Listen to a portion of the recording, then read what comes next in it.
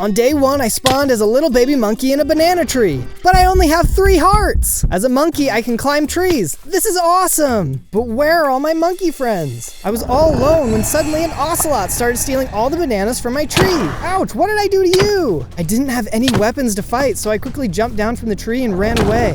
Whew, that was a close one. This water will be a peaceful place to catch my breath. Just when I thought I was safe, I ran into a crocodile. Ah, oh no! He wanted to eat me, but I couldn't fight him either, so I climbed up the tree to get away. After reaching the top, I broke the leaves and took a look around. This looks like a good place to hide for the night. I finally felt safe, but I couldn't help but wonder, why was I the only monkey at the tree? As I watched the sunset, I thought about how beautiful but dangerous this world is. How could a little monkey like me ever make a difference? I just need to find some friends and lay low, but I'll focus on that later and get some rest. On day 2, I returned to the banana tree and the ocelot was gone. I'm hungry. I need some of these bananas. I decided to grab as many as I could to take with me on my journey ahead. I didn't see any other monkeys around, so I spent the day gathering wood and stone to make myself some stone tools. While I was doing that, I stumbled across a village of other monkeys. Wow, this place looks great. I'll have to ask someone if they've seen my tribe. I made my way to the top of the hill and saw a wise old monkey looking out at the village. Hey, have you seen any other monkeys like me around? My new friend explained to me that the banana trees in the area were slowly disappearing, and the monkeys were too. I couldn't believe it, so I grabbed any supplies I could around the village and then left to search for my tribe.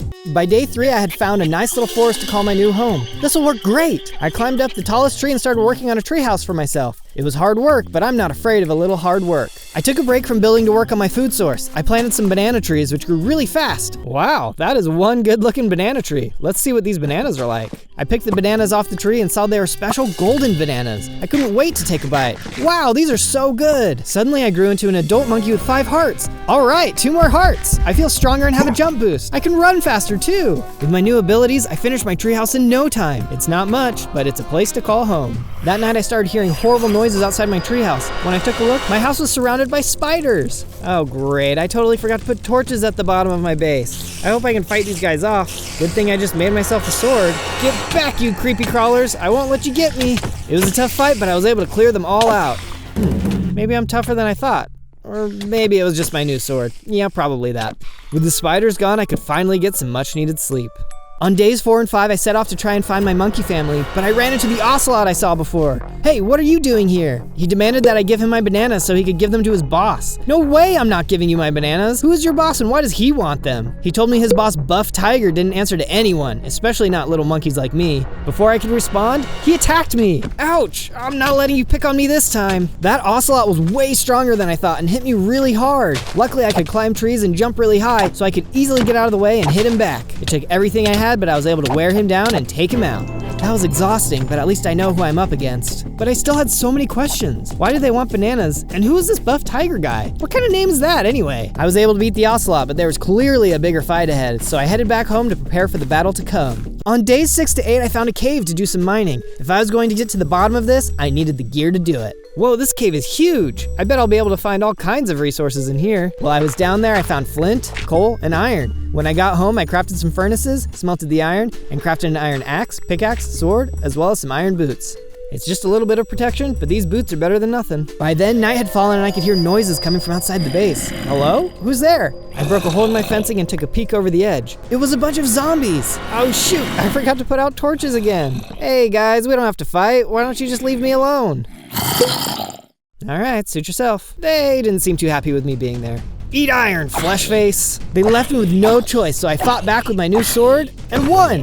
That felt like a much easier fight with my new equipment. I was feeling better already, but definitely needed some rest, so I hopped into bed for the night. On days 9 and 10, I woke up hungry. I had some more bananas to eat, but I needed to find something more filling than that. I decided to make a boat and use it to explore along the river. When I was exploring, I saw another village in the distance. I'm sure the monkeys there can help me find something good to eat, but as I entered the village, it was empty. Where is everyone? Something seems off. The place was deserted, so I helped myself to some wheat and watermelons to take back home. As I was rowing back home, I saw something moving in the trees. Those must be the missing monkeys from the village. But who's that? On a lower tree, I saw a tiger. Could that be the Buff Tiger I'd been hearing so much about? He didn't look so buff to me. It looked like he was trapping those monkeys. I had to save them. I quickly climbed up a nearby tree and called out to him. Hey, what do you think you're doing with those monkeys? I'm taking these monkeys captive so they can build things for me. It's incredibly difficult when you don't have thumbs. I don't care how many thumbs you have, it isn't right. I didn't have a second to lose. I quickly jumped up the other trees to try and get to the trapped monkeys. Buff Tiger saw what I was doing and started moving towards them too. I had to beat him to the top. When I reached the top, I hurried and made a bridge for the monkeys to escape. Quick everyone, run across and we can get out of here. Buff Tiger let out a roar, which seemed to freeze all of them except for one, who hurried and ran across the bridge to my tree. Watch out! Buff Tiger jumped across the tree and broke the end of the bridge, blocking the rest of the monkeys off. I couldn't believe it. I was getting ready to try and jump across when the other monkey called out to me. Don't attack him. He's stronger than he looks. We'll have to try and rescue them later. All I could do was watch as he led them all away. Come on, let's hurry and get out of here. My new friend and I hurried out of the tree and jumped into a boat. Once we had reached the shore, she explained to me how Buff Tiger had kidnapped them from the nearby village. We decided we would team up and stop him. By the way, what's your name? My friends call me Chim Chim. Nice to meet you, Chim Chim. Now let's go kick some tiger tail. On days 11 through 14, Chim Chim and I arrived at the base and got right to work building a space for her to live in. We extended the base over to the nearby tree and put up some torches. Hey, this is looking really great. It's going to be nice having a roommate around. With Chim Chim set up, I headed out to find some more supplies for the fight ahead. I was walking along when I started hearing a weird noise. What in the world is that? I cut some grass and almost stepped on a Komodo dragon.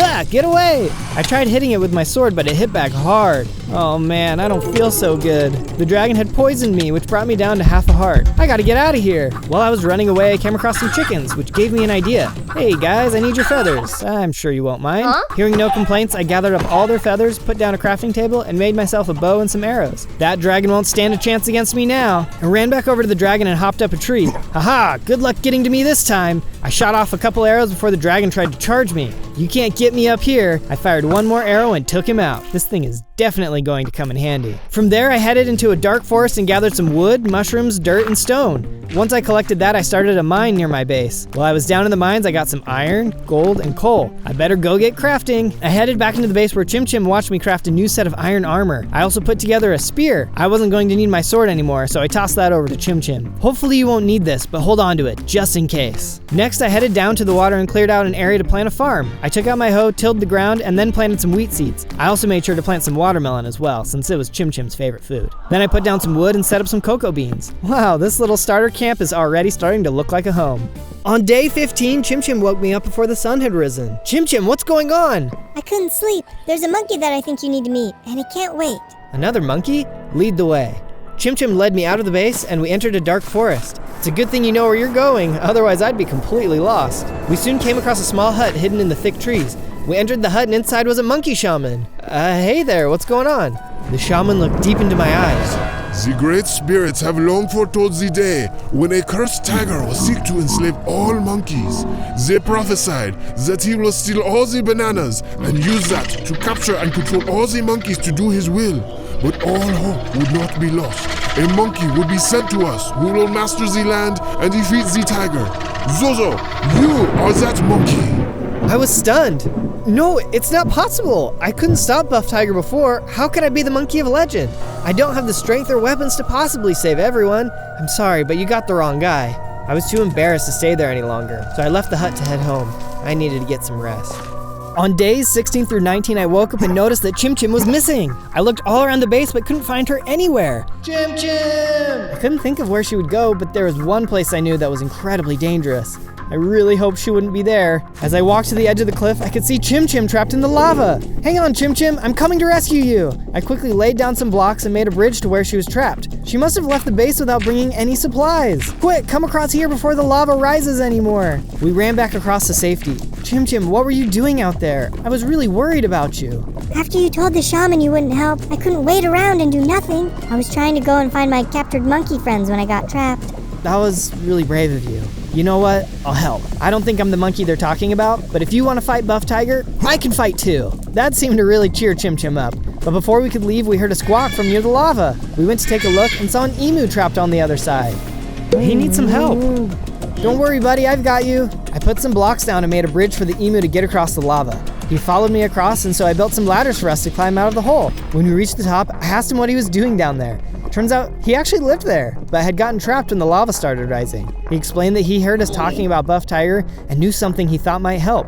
He said he had heard about a legendary ancient weapon made specifically to fight tigers. That sounds amazing. What is it and where do we find it? He wished us luck but told us he didn't know where it was, but said if we ran into any other animals, we should be sure to ask them if they know anything. After the emu had left, I was feeling more confident that we could do this. Suddenly, I felt a burst of energy and gained 2 more hearts. I even grew a little in size. All right, Chim Chim, we can figure this out. Let's head back to the base. On days 20 to 22, we got back to the base and saw it was surrounded by creepers. Get back, you mutated pig freaks. I quickly charged with my spear and made sure the creepers couldn't damage our base. After the creepers were gone, Chim Chim said she had something she wanted to talk to me about. You know, I don't think you give yourself enough credit. You're actually much braver than you think. How do you do it? Thanks, Chim. Maybe I am too hard on myself. When I get scared, there is one thing that always helps me. I always think of my hero. He's a big, banana-loving, necktie-wearing ape who isn't afraid of anything. He sounds amazing. I think we should build a statue in his honor. That way we can always remember to be brave. I thought that was a great idea, but before I headed off to get supplies, I finally went ahead and put some torches around the bottom of the tree to stop mobs from spawning there.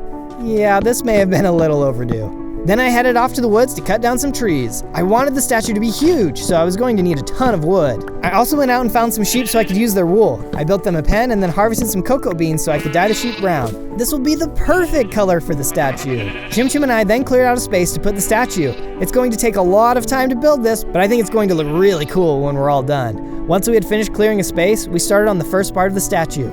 I was glad Chim Chim was there to help. Adventures are always better when they're with a friend. After a lot of hard work, we finally finished the first part. And hey, this is actually the first video I've ever made. If you like it so far, it would mean the world to me if you subscribed and turned on notifications. That way you'll be sure to catch my next adventure. On days 23 to 27, I was in my base when suddenly a zombie in full armor came around the corner. Whoa, where did you come from? Get back, you undead creep. I managed to beat him down with my spear and noticed he dropped some kind of special item. What's this? It looks like some kind of Swiss Army knife. I didn't know anything about this new item, so I decided to head to the desert and test it out. I saw some husks wandering around and gave it a swing. Whoa, this thing can set stuff on fire. There were some rattlesnakes nearby too, so I went and tested it out on them as well. Piece of cake. Then I went and tested it out on some sand and a cactus. It looks like this thing is just as good as a shovel or an axe. A tool this versatile is definitely going to help me in the future. With my test complete, I headed back home. When I arrived at the base, I saw Chim Chim talking to a couple of horses and a donkey. He explained that he heard this was a place safe from Buff Tiger and wanted to stay here too. The more the merrier, my friends. We'd be happy to have you. Our new friends are going to need a place to stay, so I cleared some space at the bottom of the tree and built them a small shelter to live in. That reminded me, I didn't want any more surprise guests climbing into my base, so I broke all of the vines off the trunk of my tree. I am a monkey after all. I definitely didn't need these vines. On days 28 to 32, I went and asked my new horse friend if he knew anything about the legendary weapon the emu had mentioned. He told me he didn't know what the weapon was, but had come across a group of anteaters in a distant forest who were collectors of interesting objects. How can I find these anteaters? I don't know if I can travel that far for that long. He told me that I should hop on his back and he could show me the way. He would get me there in no time. I threw a saddle on the horse's back and we took off into the distance. Chim Chim could keep an eye on things until I got back. After a while, we came to a bridge, but a snapping turtle was blocking the way. Uh-oh, he doesn't look friendly. Let me see if he'll let us pass. Hey there, do you mind letting us by? Hey you, get out of here! This area is controlled by Buff Tiger. No monkeys allowed! No monkeys allowed? We'll see about that. I gave him a hit with my spear, but that was a mistake. He was strong. I quickly ran back and hopped on my horse friend's back. Quick, let's jump across using that tree over there. There was a large tree in the middle of the gap, so we hopped on top of it and then jumped to the other side. See you around, slowpoke. We had gotten by, but this land was controlled by Buff Tiger? I'd have to keep an eye out for anything suspicious. On days 33 to 36, we found the group of anteaters hanging out in a forest clearing. Hey guys, I heard you may know something about a legendary item that could defeat Buff Tiger? Are you looking for me? Who is that? I looked to my side and standing on top of a tree was Buff Tiger. So, you think some magical object can defeat me? You haven't even seen a fraction of my power. How about we settle this right here, right now? With a roar, Buff Tiger hit me. There was no way I could take him on right now. The best thing I could do was get him to leave the area. I had an idea. Over here, you big brute. I quickly ran back toward the cliff. Where do you think you're going? When he got close, I hit him with my Swiss Army knife, which caused him to catch on fire. On fire, he had no choice but to jump into the river, which carried him away. This isn't over. I will find you. With Buff Tiger gone, I hurried back to the clearing and saw the anteater leader waiting for me. We knew Buff Tiger was hunting monkeys, but it seems like he is attacking anyone who opposes him. I'm sorry to hear it. Buff Tiger will be back though, and it's not safe here anymore. You and your family are welcome to come and live at my base. Thank you, we would love that. On days 37 to 40, I had arrived back to the base with our new anteater friends. While they checked out the new area, Chim Chim and I went to work building them their own wing of the base. We wanted to be sure they felt comfortable after having to flee from their homes. We soon finished and the anteaters moved into their new space. Once they were moved in, I talked to their leader and asked him if he knew anything about the legendary item. I have heard of this item before, yes. I don't know what powers it possesses, but I know it can be found in the northern ice fields. The seals there should know more about it. The ice fields, huh? Sounds cold for a monkey. I'll have to make sure I prepare myself for that journey. But before I could do that, Chim Chim and I got to work on the next part of the statue. Things were really starting to come along and I felt like maybe if I could finish the statue before I faced Buff Tiger, I could have the courage and bravery of my hero. But while we got a lot done, finishing it was a task for another day. From days 41 to 43, I headed to the mines to do some mining. I was hoping to find some diamonds to upgrade my gear. While I was headed there, one of the anteaters came running up to me from a nearby cave. Hey, are you looking for diamonds? I am actually. Do you know where to find them? He explained that there were diamonds in the cave he had just come out of, but there was a cave centipede blocking the way. If I could kill the centipede, he'd let me have all the diamonds. You're scared of a little centipede? I can squish that, no problem. I headed over to the cave and peeked around the corner. The centipede was way bigger than I thought. No wonder the anteater was scared. I saw a stack of blocks I could climb up, so I climbed to the top and took out my bow. I can shoot him from up here where he can't reach me, no problem. I started shooting him with arrows, but he crawled up the wall and hit me. Uh-oh, he can climb walls too. His hits had poisoned me, which brought me down to half a heart. My next durability was also running out. If it broke, I was toast.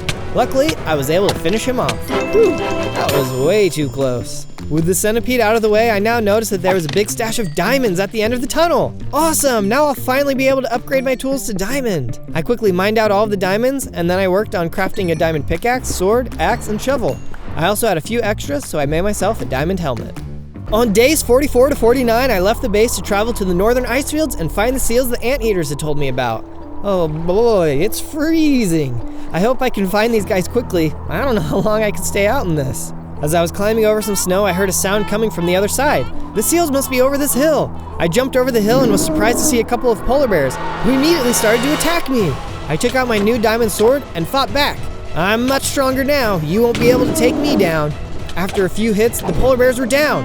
Even I was surprised at how quickly I was able to defeat them. Maybe I could be the monkey of legend after all. I kept running across the ice fields when I saw someone getting attacked by a couple polar bears in the distance. As I got closer, I saw it was a huge orangutan fighting them off. By the time I had reached him, he had taken out both of the bears. He was really strong. Hey there, I didn't expect to see another monkey all the way out here. What brings you out this far?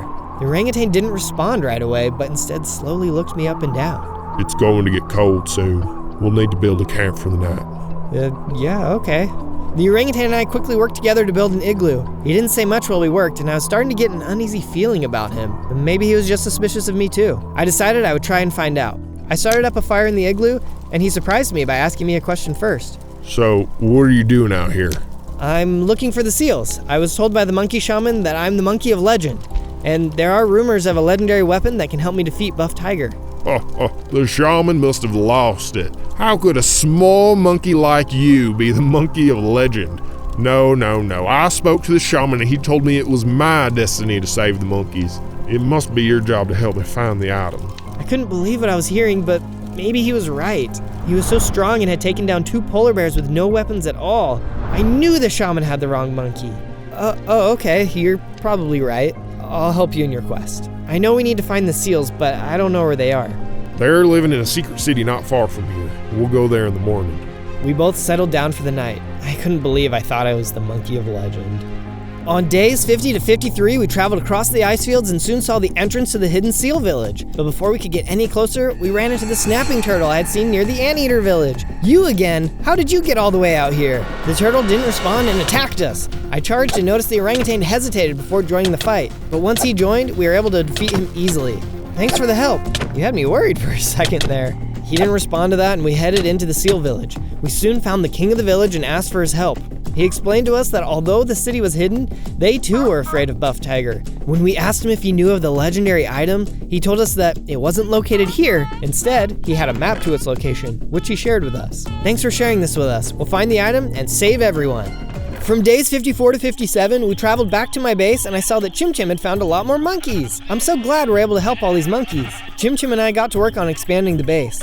As we worked, I told Chim Chim about everything that had happened. When I told her how the orangutan was actually the monkey of legend, she didn't believe me. The shaman has never been wrong before. I don't know if I trust that orangutan. I believe in you, Zozo. Keep an eye out for anything suspicious. While we were talking, the anteater I'd saved from the centipede showed up again. Zozo, I need your help again. My little brother was playing in the jungle and got trapped in a jungle temple. Can you rescue him? I didn't have a moment to spare. Jungle temples were full of traps that could hurt a little anteater. I ran into the jungle and soon found the temple. I could hear the little guy trapped inside. Don't worry, I'm coming for you. As I made my way through the temple, I carefully broke the traps and managed to reach him. And just like that, the little anteater was free. All right, buddy, there you go. The little anteater ran out and I decided to check the chest for any good loot. Whoa, check it out, diamonds. And what's this? A diamond destroyer? This will help me break a bunch of blocks at the same time and does major damage. Nice. On days 58 to 62, Chim Chim and I got to work on our hero statue. It was really starting to come along and I was happy with how it looked. Every time we finished more, I couldn't help but feel a little more brave. I guess that mattered a little less with the orangutan around though, but it was good for me anyway. Speaking of the orangutan, I hadn't seen him in a while. What could he be up to? I was heading back to the base when I saw it was surrounded by snow leopards. These are followers of Buff Tiger. How do they find the base? I ran up and started attacking all the leopards. How did you find us? Take this! There were so many of them, but they didn't stand a chance against my new weapon. I started to take them out one by one. I had the last leopard cornered when I heard one of the chests in my base opening. Someone was in my base. I quickly climbed up the tree as the last snow leopard ran away. When I reached the top, I saw the orangutan was stealing the legendary item map from my chest. He must have told Buff Tiger where my base was. Why are you doing this? You were the chosen one. I'm sorry, Zozo, but I lied to you about being the monkey of legend. I needed you to trust me so you could lead me back to your base. Buff Tiger said he would kill my family if I didn't help him find you. I've seen how brave you are. You must be the monkey of legend. You don't have to do this. Stay and help me. We can defeat Buff Tiger if we work together. I can't lose my family. I have to bring this map to Buff Tiger and try to save them. I'm sorry. And before I could stop him, he jumped over the edge of the treehouse and escaped into the woods. Wait a second. If he told them about my base, he must have told them about the hidden seal base too. From days 63 to 66, I ran across the land and into the ice fields to find the seal village, but it was too late. Oh no, the village is in ruins. Buff Tiger must have beaten me here. As I ran into the village, I could see that the village was destroyed. Then I saw the Seal King, and he was greatly wounded. Zozo, when we told Buff Tiger we didn't have the map, he attacked. He forced us to tell us where the map led to. Hurry and go to the Badland Mines. He'll be going there to try and find the weapon first. I'll go find it and I'll stop him. You have my word. Just then, the snow leopard from before jumped down and killed the Seal King. No, how could you? I pulled out my destroyer and quickly finished him off. I couldn't waste any more time. I had to hurry and get to the mines. From days 67 to 70, I traveled to the Badlands to locate the mines. As I was getting closer, I saw someone entering the mines. It was Buff Tiger.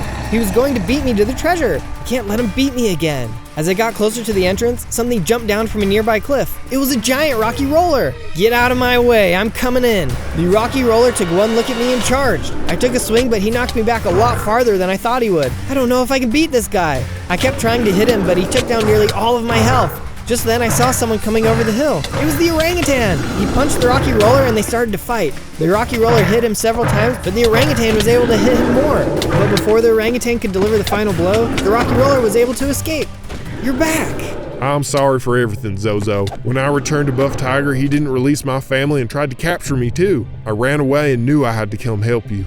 Boy, am I glad you showed up. Stay here and heal up. I'll see if I can still get to the item inside. On days 71 to 74, I snuck into the mines to see if I could tell where Buff Tiger had gone. I looked around and saw there were a bunch of lanterns down one of the hallways. Buff Tiger must have put these here. This should lead me right to him. I followed the lanterns until I came to a dead end, full of treasure, chests, and some cobwebs. This must be where the item is kept. I can't imagine it's still in here. I took a look in the chest. There was some good treasure, but no special item. Buff Tiger had beaten me to it again. What was I gonna do now? I had no idea where Buff Tiger's base was. I saw a tunnel leading out, which Buff Tiger must have used to escape. I made my way back out of the cave and met back up with the orangutan. Come on, let's head back to the base so we can help you heal and come up with a plan. On days 75 to 78, Chim Chim and I worked on a shelter for the orangutan. He was a big guy, so we needed to make sure he had a nice place to stay. Once we were finished, the orangutan called me over to him. I'm sorry again for everything, Zozo. Here, I think these supplies will be useful for you. He threw down a Heart of the Sea, shark teeth, and prismarine blocks. Wow, thank you! I know just what to do with these! I headed over to a crafting table and used the supplies to make myself a shield of the deep.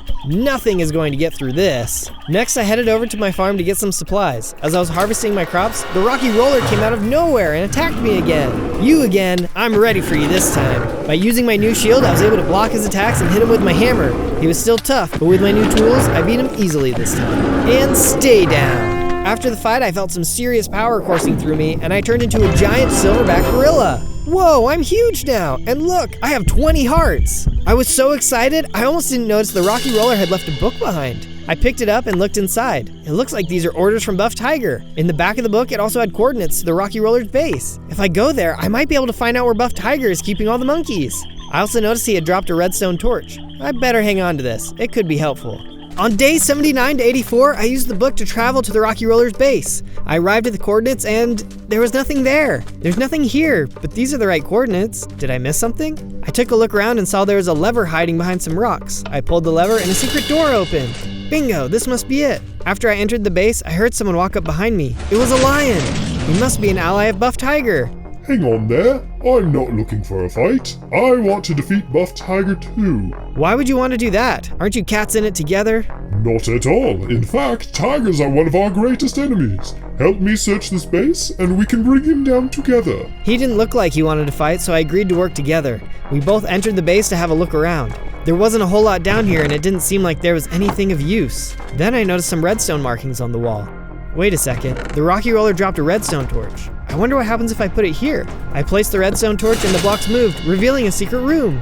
What could be in here? Inside the room there was a book. I opened it and saw there were some weird symbols inside. These are coordinates to Buff Tiger's base, but someone needs to decipher the code. I know someone who can help. Come on, let's get out of here. But as I started to leave the base, the lion hit the lever and closed the doors before I could get out. Hey, what's the big idea? Open the door. I can't let you do that, monkey. It's true, I want to defeat Buff Tiger, but that's so I can be the Lion King. All monkeys should be serving me, not him. We'll see about that. I took out my destroyer and shield and started fighting him. With my new strength, he didn't stand a chance. He got some hits in, but I was able to strike the fatal blow in no time. On days 85 to 89, I headed to the monkey shaman's hut. I knew he would be able to translate the coordinates. When I arrived, the shaman opened his door and walked out. Zozo, is it really you? My, how you have grown since we last met. I need your help. I found the coordinates to Buff Tiger's base, but it's in some kind of strange language. Can you read it? Ah, that's because these are coordinates for a place not of this world, a different dimension entirely. Not of this world, but he's a tiger. They live in this world. He may look like a tiger now, but he is hiding a dark secret. Take this tiger pearl and build a portal. It will take you where you need to go. I took the pearl and started heading back to the base. What did he mean, a dark secret? I guess I would find out soon enough. From days 90 to 94, I headed deep underground and found some obsidian and some copper. While I was down there, I also came across some diamonds. This is just what I needed. I can use this to finish making my armor. Once I had all of the supplies I needed, I headed up to the surface and crafted the rest of my diamond armor. Then I smelted all the copper and made some copper blocks. Then finally, I equipped the rest of my diamond armor. Now I'm ready for a fight. Then I headed outside and put together the special portal. I was all geared up to travel to Buff Tiger's base, but there were still a few more things I needed to finish first. From days 95 to 96, I grabbed Chim Chim and we worked on finishing the statue. I felt like I couldn't face Buff Tiger without finishing it first. This was a monkey I looked up to, and it felt like this was one of the final steps of my preparation. Soon, the statue was complete. This looks amazing, Zozo. I think your monkey hero would be proud. I'll give you a minute to take it in. I think so too. Thanks for all of your help, Chim. I couldn't have done it without you. Chim Chim headed back to the base and I took a long look at the finished statue. Suddenly, I heard a voice coming from the statue. Zozo, I've been watching your progress. You have a big fight ahead of you, but you can do it. You're a braver monkey than I ever was. You are the monkey of legend. Thank you. That means so much to me. I feel like I've finally gotten strong enough to be worthy of the title. You were always worthy. Remember, it's not about how big you are on the outside, but how big you are on the inside. Good luck. Tomorrow, I'm taking the fight to Buff Tiger's front door. On days 97 to 98, I took time to visit with all the animals who had joined our new home. Many of them were scared, but I assured them I would find their friends and families and bring them home. Secretly though, I was feeling nervous because I still hadn't gotten the legendary weapon. Finally, I was ready to light the portal, but as I walked up to it, Chim Chim jumped down in front of me. What's wrong, Chim? I can't let you go in there alone. I want to help. I know. I wish you could come with me, but if anything happens to me, everyone here is going to need a strong leader to help them move on. We can't risk losing you too. Chim Chim nodded and moved out of the way. Before I go through, is there anything else you need to say? Yes, everyone who is watching the video should like it and subscribe. There are going to be so many more adventures, and we want everyone to be able to follow along. I couldn't have said it better myself, Chim. Well, here goes nothing. I took a deep breath and threw the tiger pearl into the portal. On day 99, I suddenly appeared on the other side of the portal, standing in a dense jungle. I looked out over the treetops and could see a sprawling city before me. I made my way down the trees and into the city streets. Look at all of this. There's no way a tiger built this. He must have built this with all the monkeys he took prisoner. As I wandered through the city, I saw a sign pointing to the prison. That must be where the monkeys are. I made my way there and soon saw the large prison building. I climbed up the wall and ran into a snow leopard on top. I quickly finished him off and then jumped into the prison yard below. I could see all the monkeys in cages. Don't worry everyone, I'll break you out. I kept fighting the guards until they were all destroyed. Then I quickly started breaking all the cages. Go free everyone, you need to all leave before Buff Tiger shows up. As I broke the rest of the cages, all I could think about was finding the legendary weapon. I had to find it before I faced Buff Tiger, but at least now all the monkeys were free. On day 100, I saw a sign pointing to the palace. That must be Buff Tiger's palace. I'll bet he keeps the legendary item in there. I made my way into the palace and took out a couple of guards. The place was nearly empty. Buff Tiger must be out capturing more monkeys. I then made my way into the basement where I saw a banana katana floating over a pedestal. Could that be what I think it is? Legendary banana katana, infused with potassium. This is it! I heard a tiger growl outside. Buff Tiger, you must be back. I walked outside and saw Buff Tiger was waiting for me, with an ocelot by his side. Buff Tiger, this ends today. I have the ultimate weapon. Huh, you really think that rusty artifact can do anything to me? Did you even look at its durability?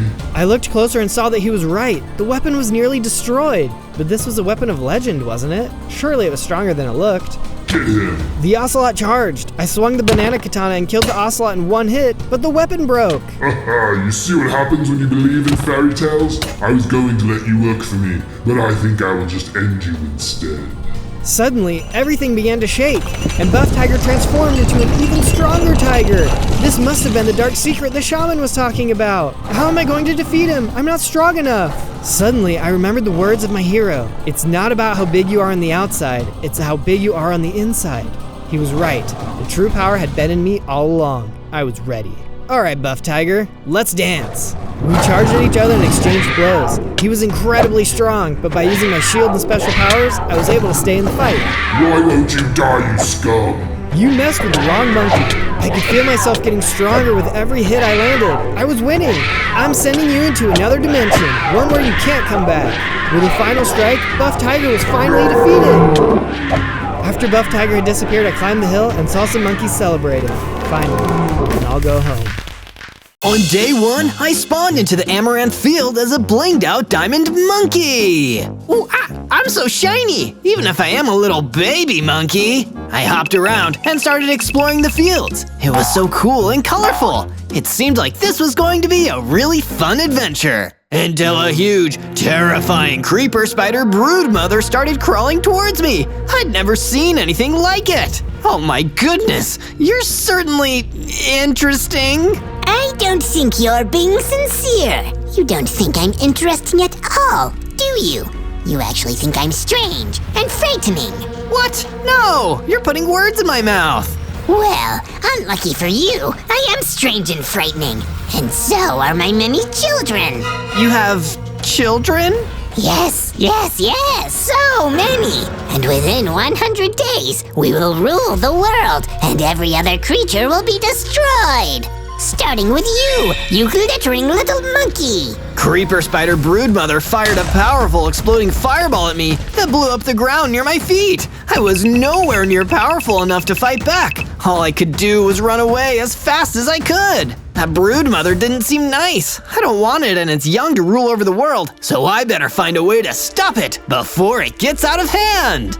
On day 2, I began to explore more of the Amaranth Fields, taking in the sights and trying my best to learn my way around this interesting, beautiful biome. Hopefully, without running into any more trouble from the broodmother creepy spider or her creepy crawly kids. While I was roaming around, I checked and noticed I had 10 hearts. Not tons of health, so I'd have to be careful not to take too much damage. Lucky for me, I found some apples growing on a tree, out of reach for ordinary chumps walking around on 2 legs. But with my diamond monkey agility, I was able to climb up into the branches and grab that sweet fruit. Suddenly, while I was enjoying my apples up in the tree, I heard a telltale hissing coming from below. I peered out and was met with the sight of a creeper down below. There you are. The broodmother said there was a lost little diamond monkey out here all alone. Go away! I don't want any trouble! Then you never should have wandered up that tree. You're in the perfect spot for some exploding. The creeper started getting ready to blow. I looked around, trying desperately to find an escape route, but there was no tree close enough for me to jump to. I tried to distance myself from the impending blast and braced myself for the loud boom, when all of a sudden, nothing happened. I looked back down, and someone had attacked the creeper, stopping it exploding at the last minute. A phantom fox. You, come with me quickly. More will be on the way, so we have to get out of here. Say no more. On day 3, the phantom fox led me through the amaranth fields after saving me. We walked quite a distance from where the creeper had found me before finally arriving at a campfire in a clearing. We'll be safe here. Perhaps now we can be acquainted. I am Philo of the Phantom Fox clan. Nice to meet you. My name's Zozo. It's been a while since the Amaranth Fields have played host to a diamond creature. This can only be a good omen though. We will need all the help we can get to defeat the broodmother. Oh yeah, I had a run-in with her. Not a fan, I'll tell you that much. Philo and I were soon joined by another, a wise old wind serpent. He explained more about what was going on. The creatures of the Amaranth Fields used to live in perfect harmony. But the brood mother sought to disrupt all of that and use her spiderlings to control the entire world.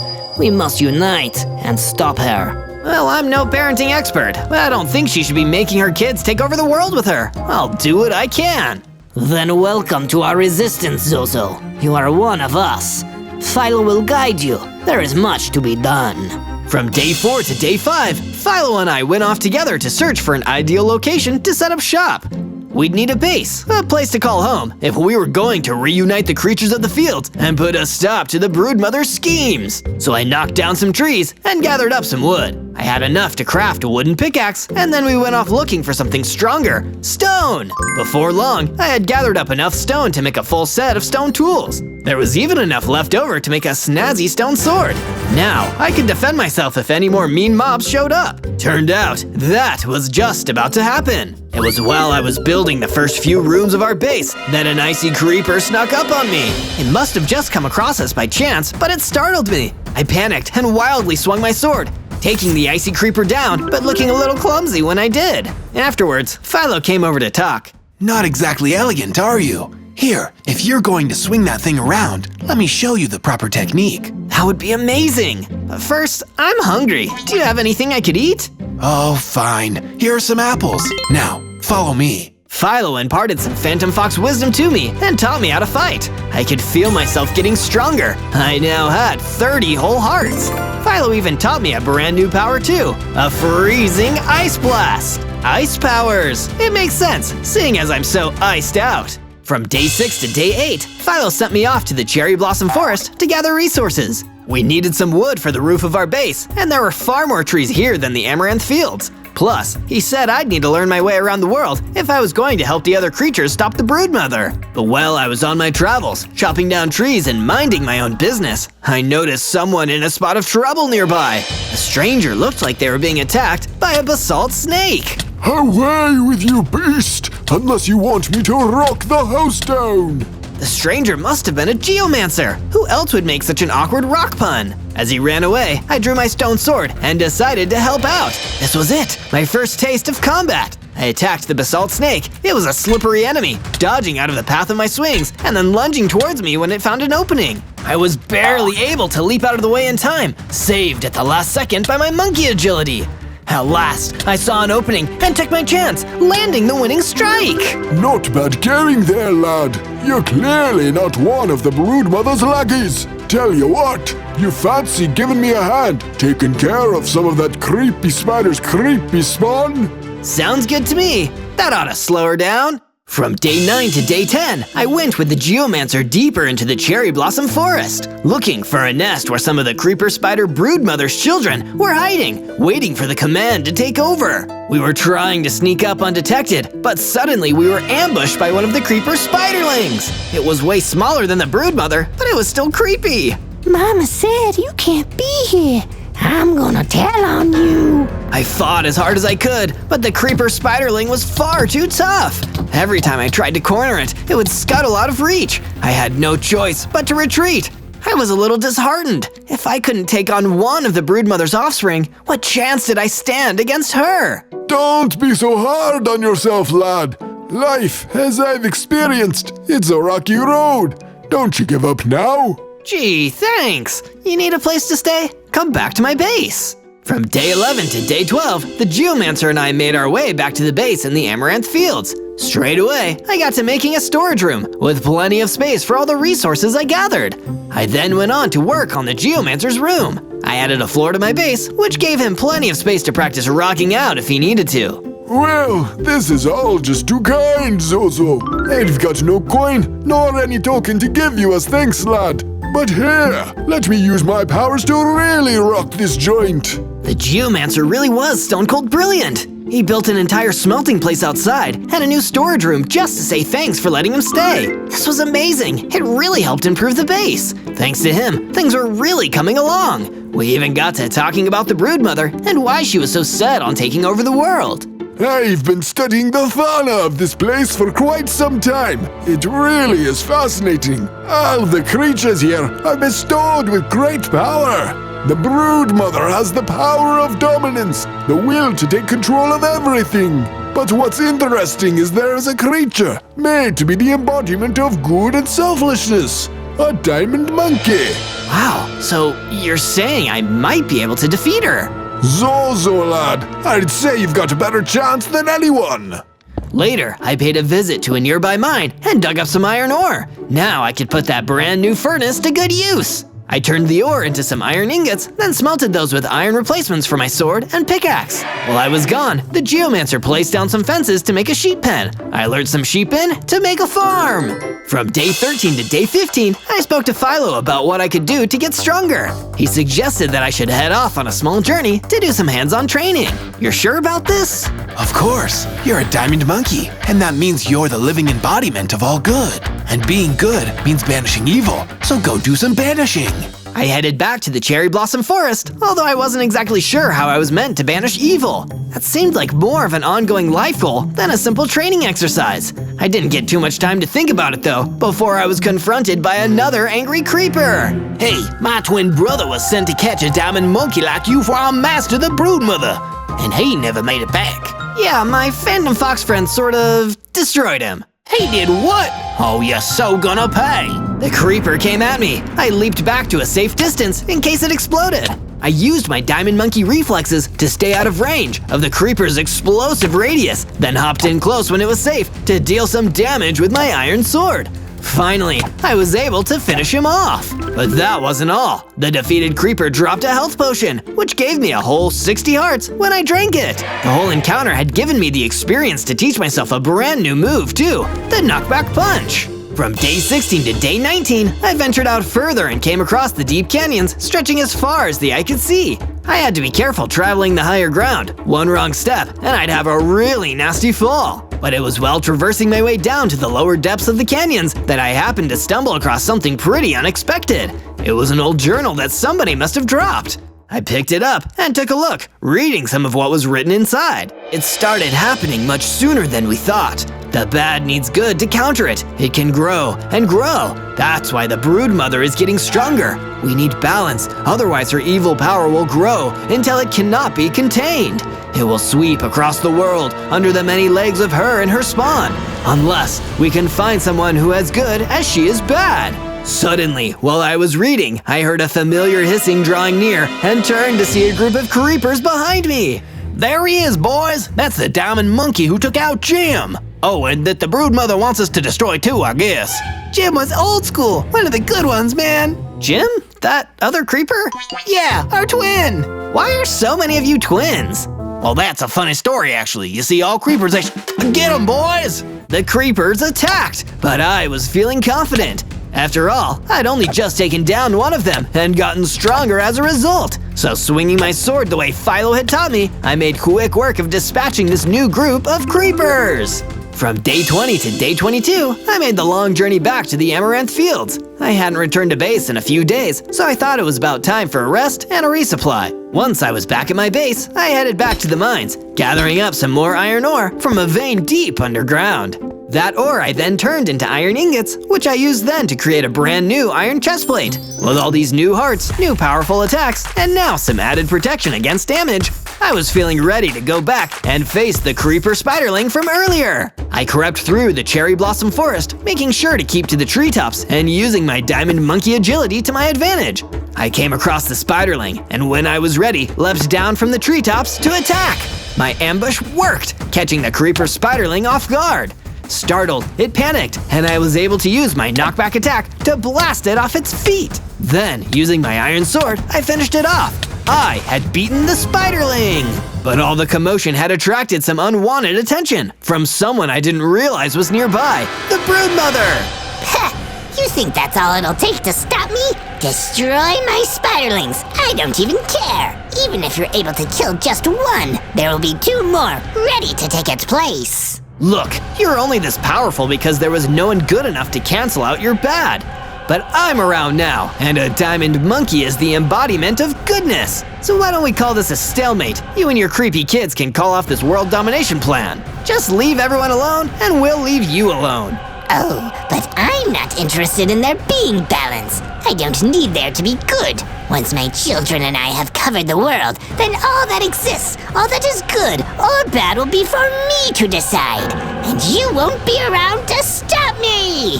The broodmother launched one of her explosive fireballs at me. I thought about fighting back, but instead, I snuck off once she'd lost sight of me. I wasn't strong enough yet, and I could hear the geomancer's lesson in my head. Gotta remember, it's a rocky road. Could really go for some ice cream right about now. From day 23 to day 26, I made my way back to my base. Even though it had taken me a while to get back to it, I had taken down the spiderling that the geomancer had asked me to help defeat. I thought he'd want to hear the good news. That's my boy! I'm proud of you, lad! Since my chestplate had come in handy protecting me against the spiderling, I decided I needed to complete my set of armor. So I headed back to the mines, gathering up some iron ore from the vein. Once it had been made into ingots, and those had been smelted, I had a snazzy pair of iron boots, pants, and a helmet to match my chestplate. I even had enough iron left over to make the rest of the iron tools. Ah, Zozo! I see you've learned the value of a good defense. You could say I had the same idea.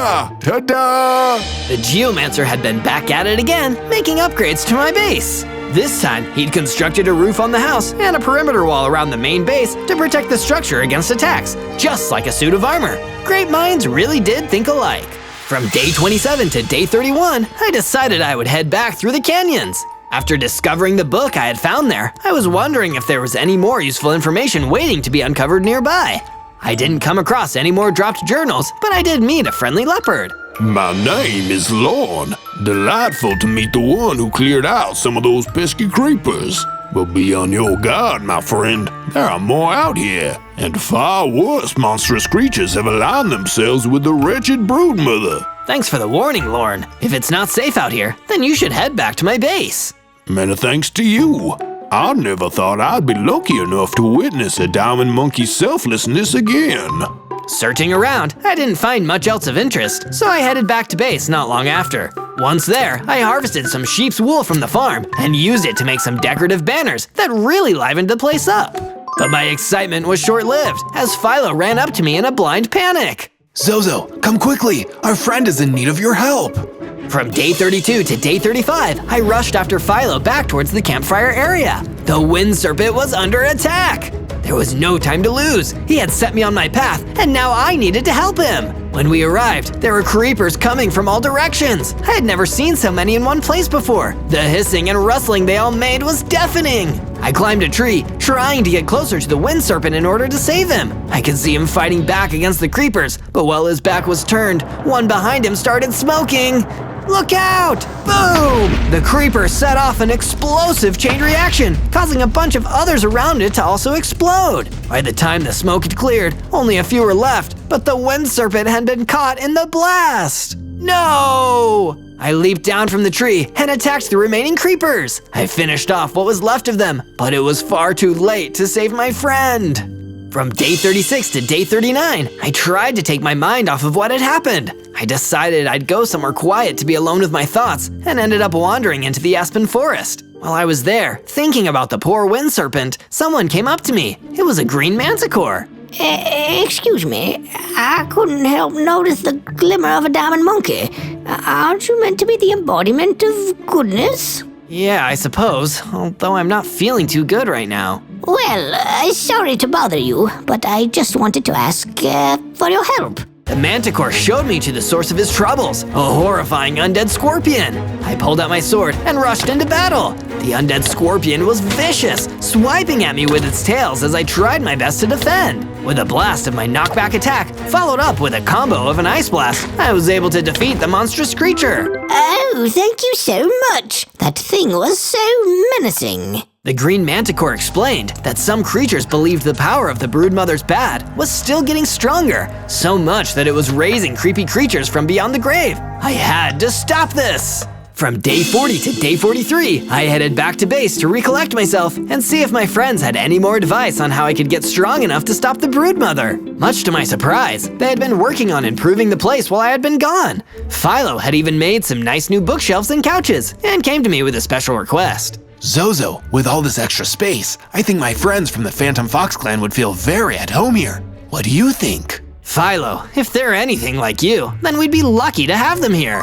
With that, Philo let out a loud screeching call into the air to draw in his fellow Phantom Foxes. Before long, even more of them had started slinking out from the Amaranth Fields, and I welcomed them to their new home. Then, a familiar feline face showed up. It was Lorne the Leopard. Glad you made it. Greetings, friend. Forgive me, but I am in need of your help. On my way, I was attacked by a nether ogre, a ghastly thing that has allied itself with the broodmother. Her badness has attracted all manner of otherworldly beasts. Say no more, Lorne. You rest up here and heal. I'll take care of that nether ogre. From day 44 to day 49, I started to search for the nether ogre that had harmed my poor leopard friend Lorne. I decided the best place to start looking would be the canyons, since that's where I had last seen Lorne. If there was no sign, then I'd just retrace her steps heading back towards the base. I thought maybe I'd have some luck finding the nether ogre when I felt the ground start to shake. But where I was expecting to see the ogre emerge from, instead, I saw a monster I didn't want to find. It was the broodmother! Ah, there you are! I've been looking all over for you. Get back! How did you even find me? Oh dear, the oh-so-goody-goody diamond monkey doesn't know. Wait, you managed to find me in the aspen forest too. How do you always know where I am? You should really pay more attention. My spiderlings are everywhere. They're very good at hiding, and they tell me everything they see. You're spying on me? Why? Well, I can't have you finding my nest, can I? And you're completely oblivious to where it is. Let's keep it that way. Something snuck up from behind me. The legendary silver skeleton! The broodmother tricked me into an ambush. The mighty silver skeleton took up its weapon and came at me, and I had no choice but to fight back. From day 50 to day 53, I crossed swords with the silver skeleton. I tried my best to spot where the broodmother had got to, but she had scuttled back to the shadows, leaving her undead minion to finish me off. I did my best to parry each of his moves and tried to take a swing at him when I could. But then, I had a thought. If the broodmother's spiderlings were really watching me, then why not make sure she knew exactly what I could do? I froze him to the spot, so he was stuck fast and couldn't move. One more strike with my blade, and he was defeated. I had done it, but frozen pieces weren't the only things that fell to the floor. Among the icy remains of the silver skeleton were some mystical diamonds. I reached out to grab them and instantly had a flashback. I could see another diamond monkey like me. He wandered the same places, met the same friendly creatures, but there was one difference. Back then, there was balance. I wondered what happened to him, where he had gone, and how it had caused good and bad to become uneven. Took those mystical diamonds with me. I had a great use for them in mind later on.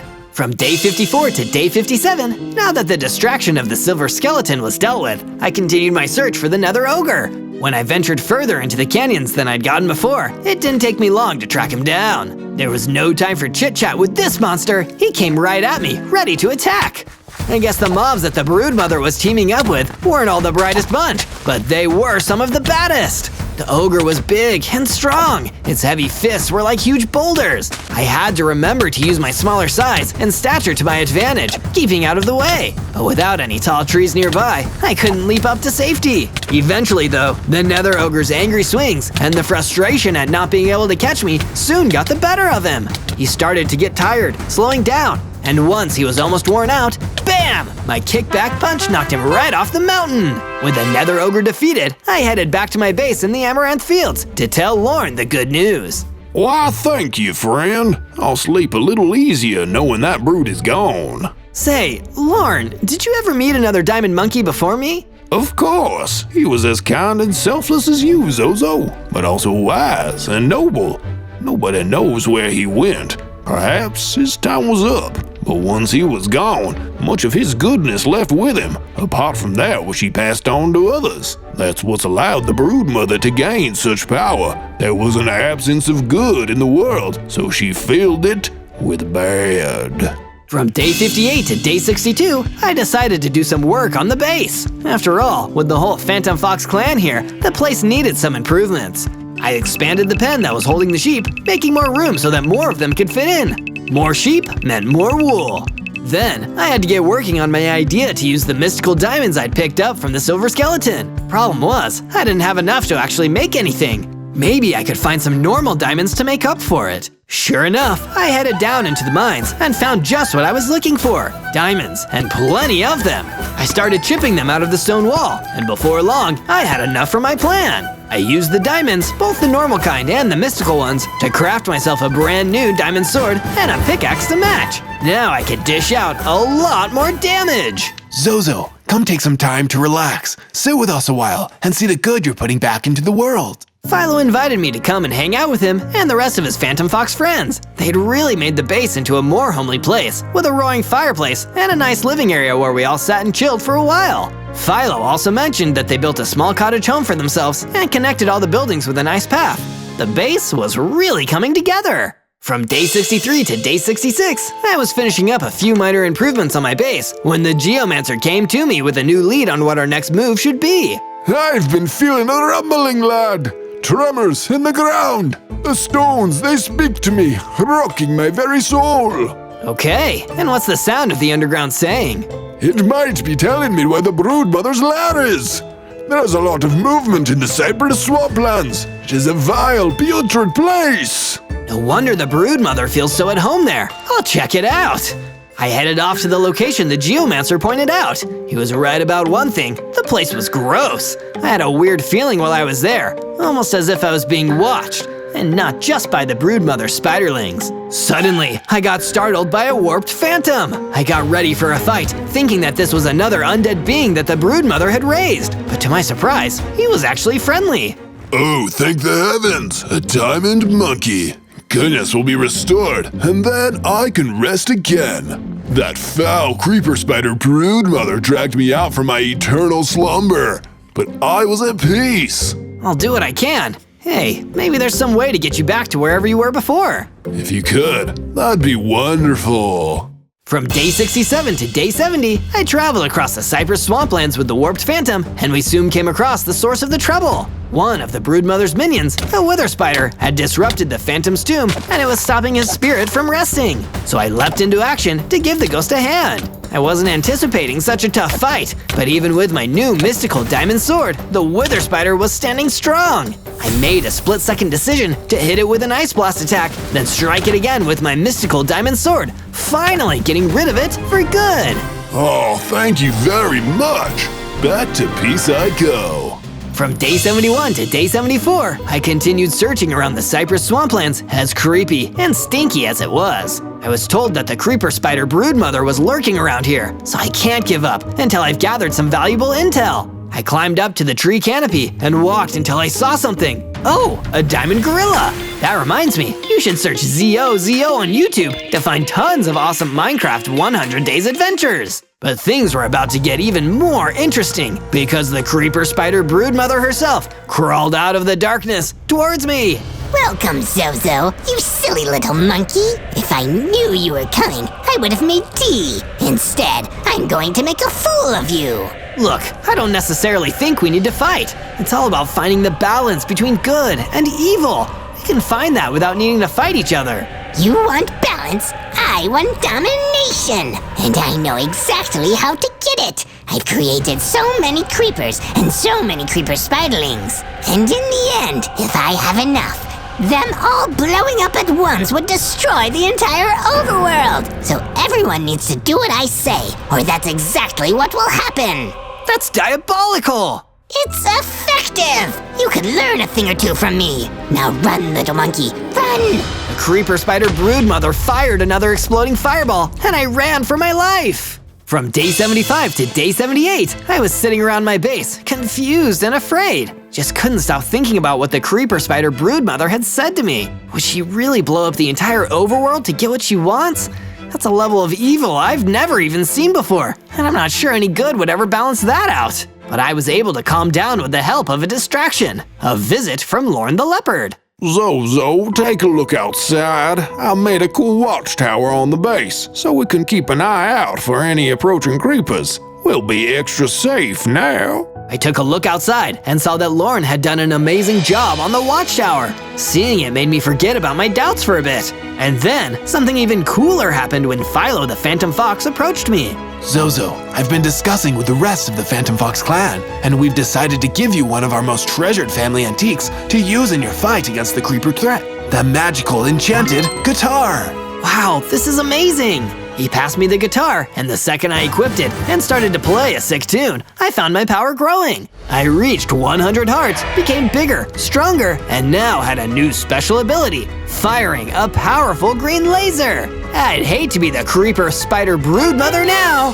From day 79 to day 84, I went back out to the cypress swamplands again with my newfound power and confidence, ready to take on the creeper spider broodmother for round 2. Couldn't see her anywhere. Instead, I was attacked by a nasty gang of whisperers, which I was able to pretty easily cut down with my awesome guitar. I can see why the Phantom Fox clan cared about this so much. I heard rustling in the bushes and turned to see a rabbit wolf hopping towards me. Hey, thank you.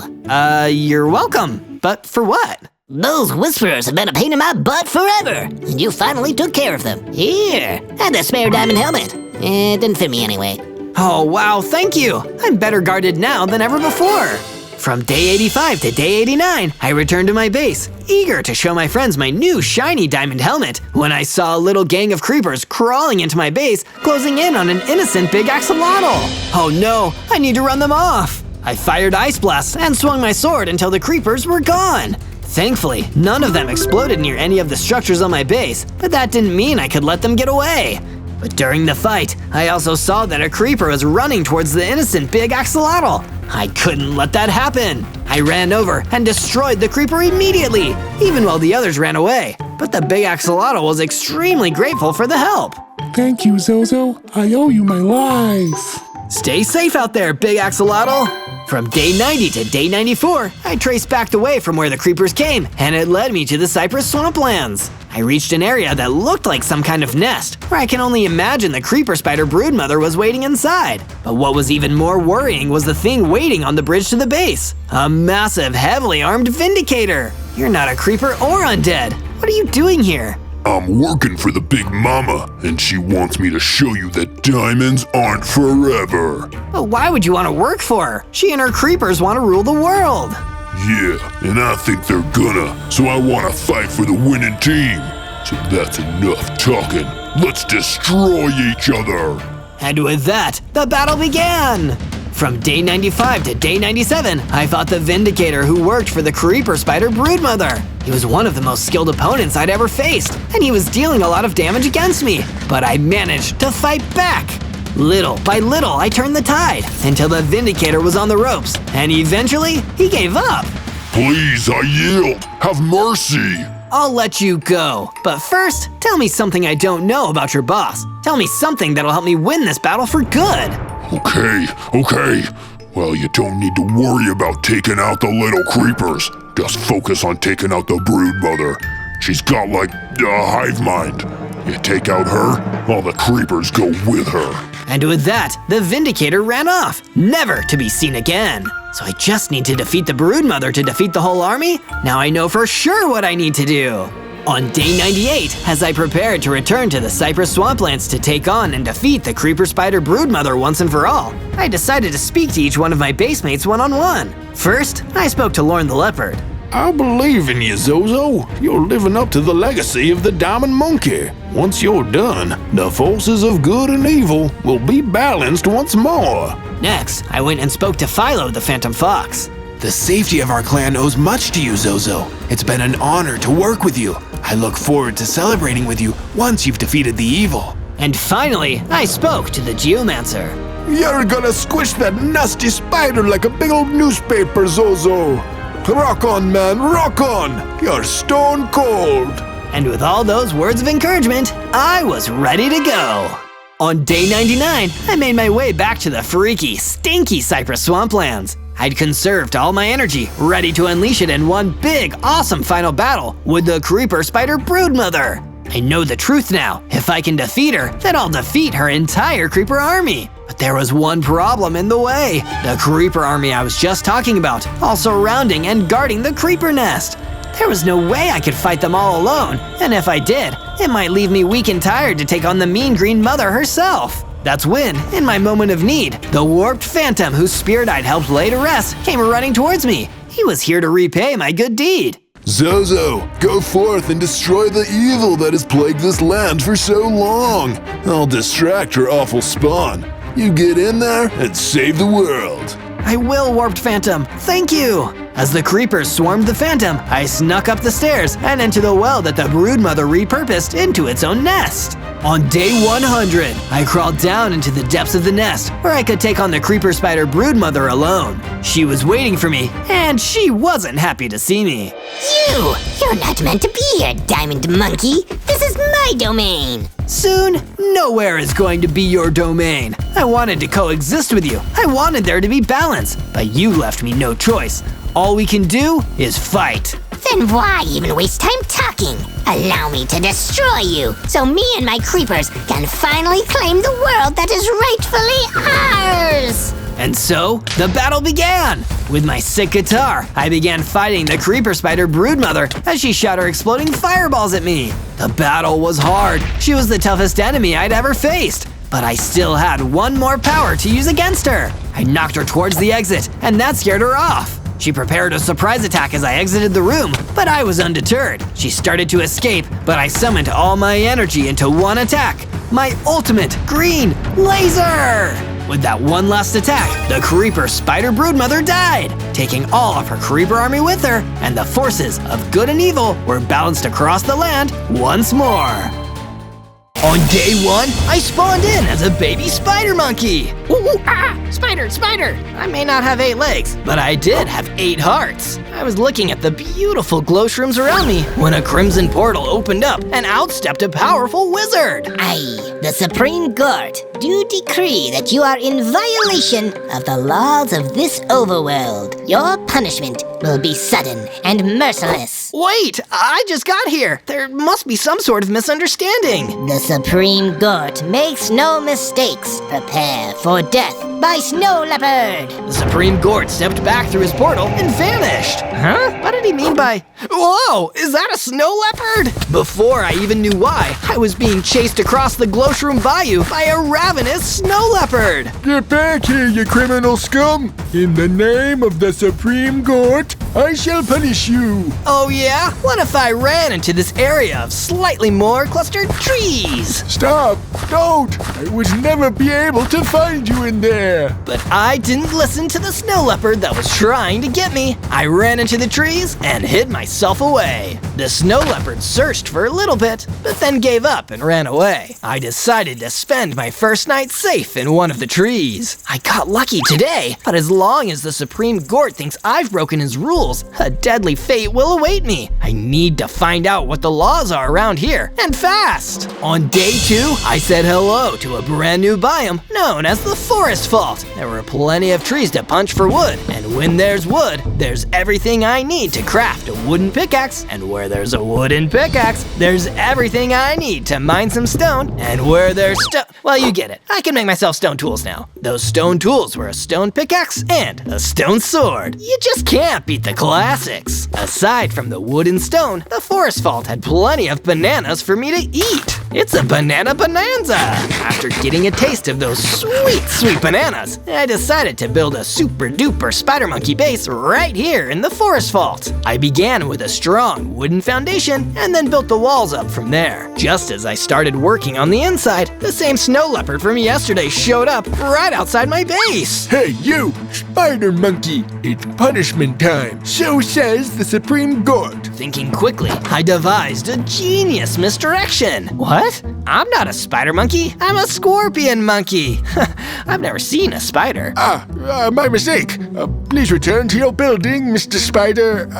Scorpion Monkey. The snow leopard loped away, and for now, I was safe. But that definitely wouldn't work a second time, so I committed to furnishing a nice interior to at least feel cozier in case the snow leopard came back. On day 3, I went to the flowering ancient forest to gather all the coolest ancient materials for my spider monkey base. You know, there sure is a lot of trackless wilderness around for an overworld ruled by a supreme Gort, whatever a Gort is anyway. While I reflected on the absurdity of my life, I was attacked by a mummified mob with a nasty sword. He hit me once and took away 4 hearts. Ow! What was that for? You, the spider monkey, this flowering ancient forest belongs to me, the Desert Lord. Huh?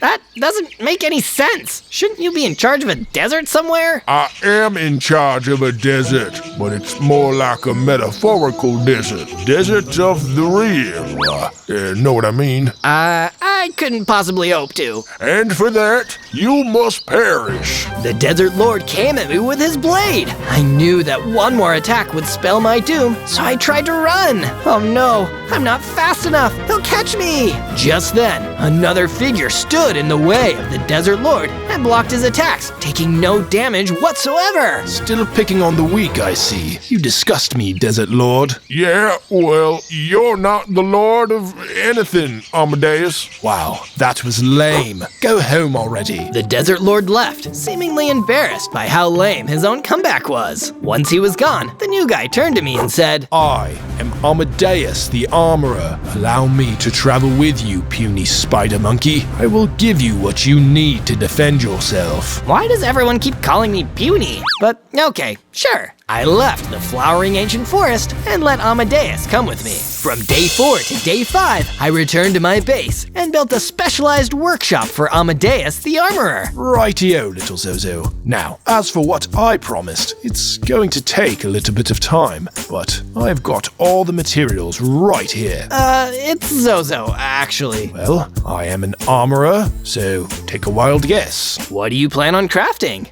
Is it armor? You'll see soon enough, but for now, you must be patient. I waited it out as Amadeus crafted the mysterious item that would help me protect myself. While I was outside, the Supreme Gort Snow Leopard showed up again, and it seems like he meant business. Freeze, criminal scum! I'm here to eat you up! No, please! I still don't know what law I broke. What? No, not you! I'm talking about the illegal armorer that is being harbored inside your base. Do you mean Amadeus? But he's a good guy. That armorer is a criminal, and criminals get fed to me. I ran back inside the base to warn Amadeus, who had just finished up the specialty item. Equip this, Zozo. It'll help you face the snow leopard. I did as Amadeus said, and equipped the armor. It was a Titan's Shroud chestplate, no doubt one of the most illegal armors in existence. I went back outside and drew my stone sword to frighten off the snow leopard. Hey, get out of here. Go on, get out of here. No can do, ruffian.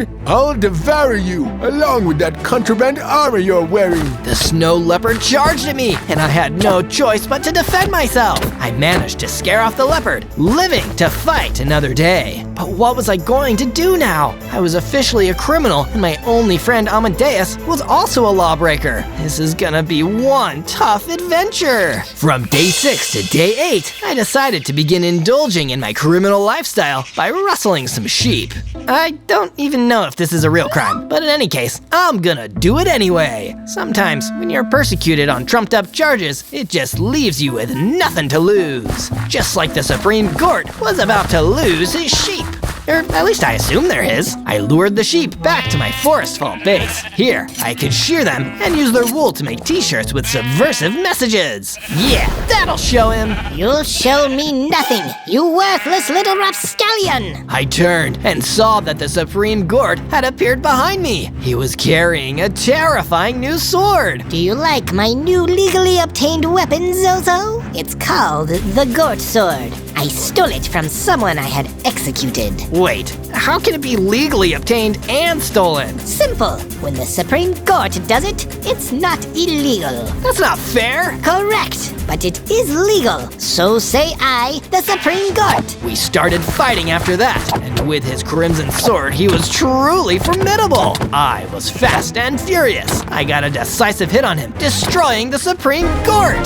Oh my goodness, did I just defeat the big bad guy? This has got to be a personal best for me.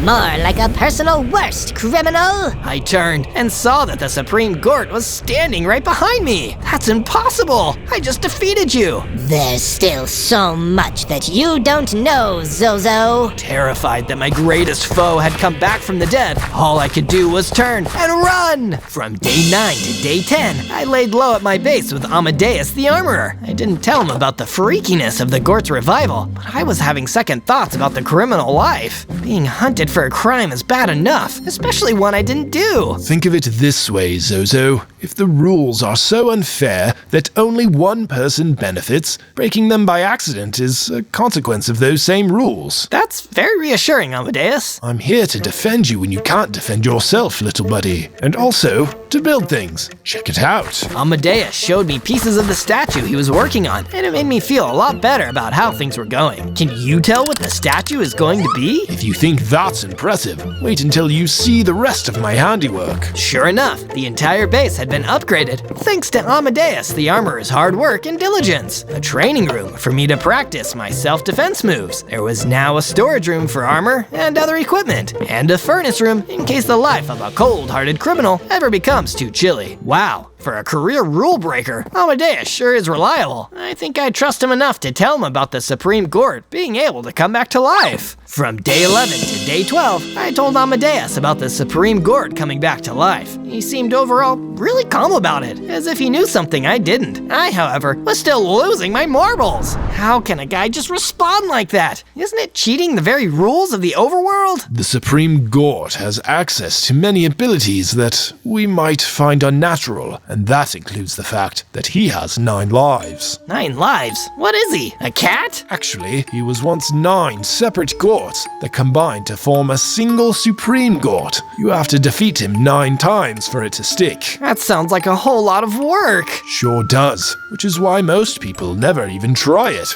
Most of us who have been sentenced to execution have decided to live our lives on the run. Or, you know, in stationary hideouts, but the principle stands. How many times has the Gort been thwarted before? That's the neat thing, little buddy. I have no idea. If somebody's keeping track of it, it's probably someone a lot closer to the Supreme Gort than we are. Darn. You Gort to be kidding me. I guess I'll have to hold off on fighting the Supreme Gort until I know more about his 9 lives and how many he has left. From day 13 to day 15, I went back to the flowering ancient forest to see if I could get any information out of the Desert Lord. He's another strong guy with a noble title of ambiguous importance. Surely he must know something about the Supreme Gort. It didn't take long for the Desert Lord to discover me in his territory. He came up to me with that powerful blade, but this time I was wearing my Titan Shroud chestplate, so I was a little bit less worried about my heart. You dare to return to my desert without permission? I will smite thee with my sand sword. No smiting will be necessary. I'm only here to see if you know anything about the Supreme Gort. He sorta has it out for me, and I'm looking for a way to defeat him. A look of fear suddenly crossed the Desert Lord's face. Not the Supreme Gort. He's the most powerful Gort in the entire overworld. And what he says goes no matter what. Even my desert isn't safe from his laws. Okay, I take all that to mean that you don't have any idea on how to defeat him? I do not. And the fact that you thought you could waltz into my desert and demand such a crazy request from me is enough to make me want to destroy you. In fact, I think I will. If you insist, I won't run away this time. I can defend myself now. We fought, and I was really impressed by how well my armor managed to do against his attacks. With my own stone sword, I fought back as hard as I could, while my hearts were being chipped away slowly. My spider monkey reflexes made me way quicker, and soon enough, the Desert Lord was vanquished. A difficult battle brought on powerful change, and I grew into a regular spider monkey. I am a baby no more.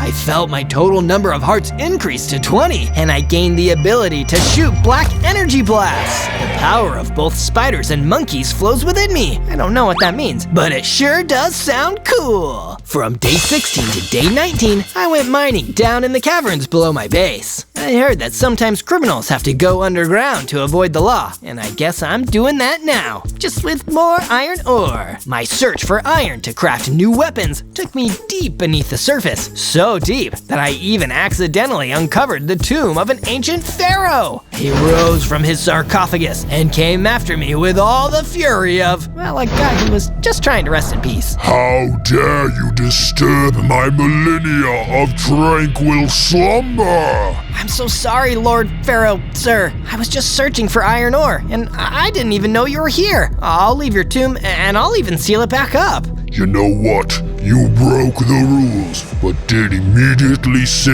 you were sorry and tried to fix things. That makes you A-okay in this Pharaoh's book. I'm going back to sleep instead of punishing you. Don't forget to seal the tomb on the way out. Wow, you're surprisingly forgiving. I wish more of the authority figures up in the overworld were like you. After I had left and sealed the Pharaoh's tomb, I found an iron ore vein that provided me with enough material to upgrade both my sword and my pickaxe. From day 20 to day 22, I was returning home to my base after a long day of living on the lam. This life can be stressful, but nothing worth doing has ever been easy. How very philosophical, Zozo. I'll carve it into your tombstone after your execution. I turned and saw that it was him, the Supreme Gort. It's come to my understanding that you know my secret now, Zozo. That's highly illegal, and you'll have to be punished to the fullest extent of the law. You'll never get away with this, Supreme Gort. You can't make all these decisions without consulting anyone else. It has to end. End? I'm sorry to tell you, Zozo, but the Supreme Gort is a lifetime appointment. Time to bring your lifetime to an end. We engaged in another battle, but this time I was far stronger than before. With my enhanced weapon skills, as well as my energy beams, I was able to get him on the ropes. Supreme Gort, I contest your decisions. With another strike, he was destroyed. But then I realized that was all just another part of his plan. He appeared behind me, respawning almost instantly, and badly injured me with a surprise attack. You can't have more than 7 lives left now, Supreme Gort. I already defeated you twice now. Correct, but I only need to best you once, Zozo. But before he could destroy me, Amadeus the Armorer ran out, ready to fight on my behalf. If you're so tough, try taking on 2 of us, Gort.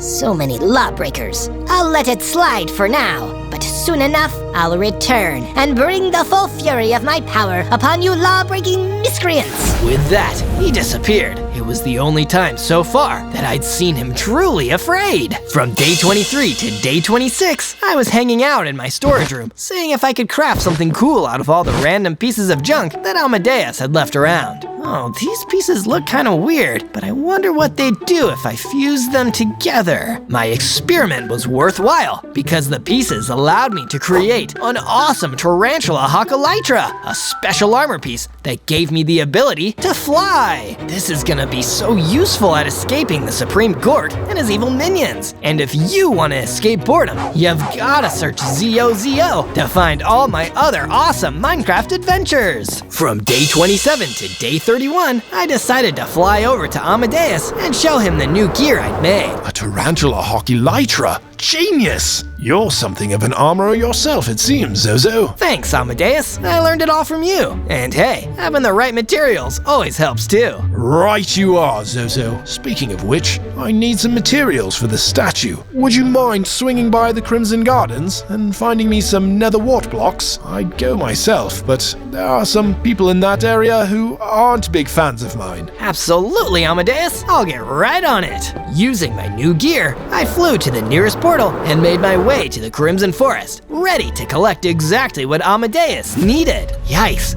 I don't want to spend too much time here. It's giving me an eerie vibe. And there was a good reason for this. A gang of snow leopards seemed to be waiting for me. Oh, perfect! We were just getting hungry. Glad you're here, lawbreaker. I'm not here to break the law. I'm here to collect some materials for my friend. Collect, huh? You're probably gonna steal it. Let's eat this sucker, boys, for the glory of the Supreme Gort. They attacked me, but this time I was able to dodge some of the hits and fire energy blasts down at them until they were all defeated. That's one gang of hungry mercenaries defeated, but I still don't have my material. I need to keep searching. From day 32 to day 35, I continued searching around the weird and freaky Crimson Gardens, keeping my eye out for any potential snow leopards. Instead, I saw a snow golem who seemed a little worried and out of place.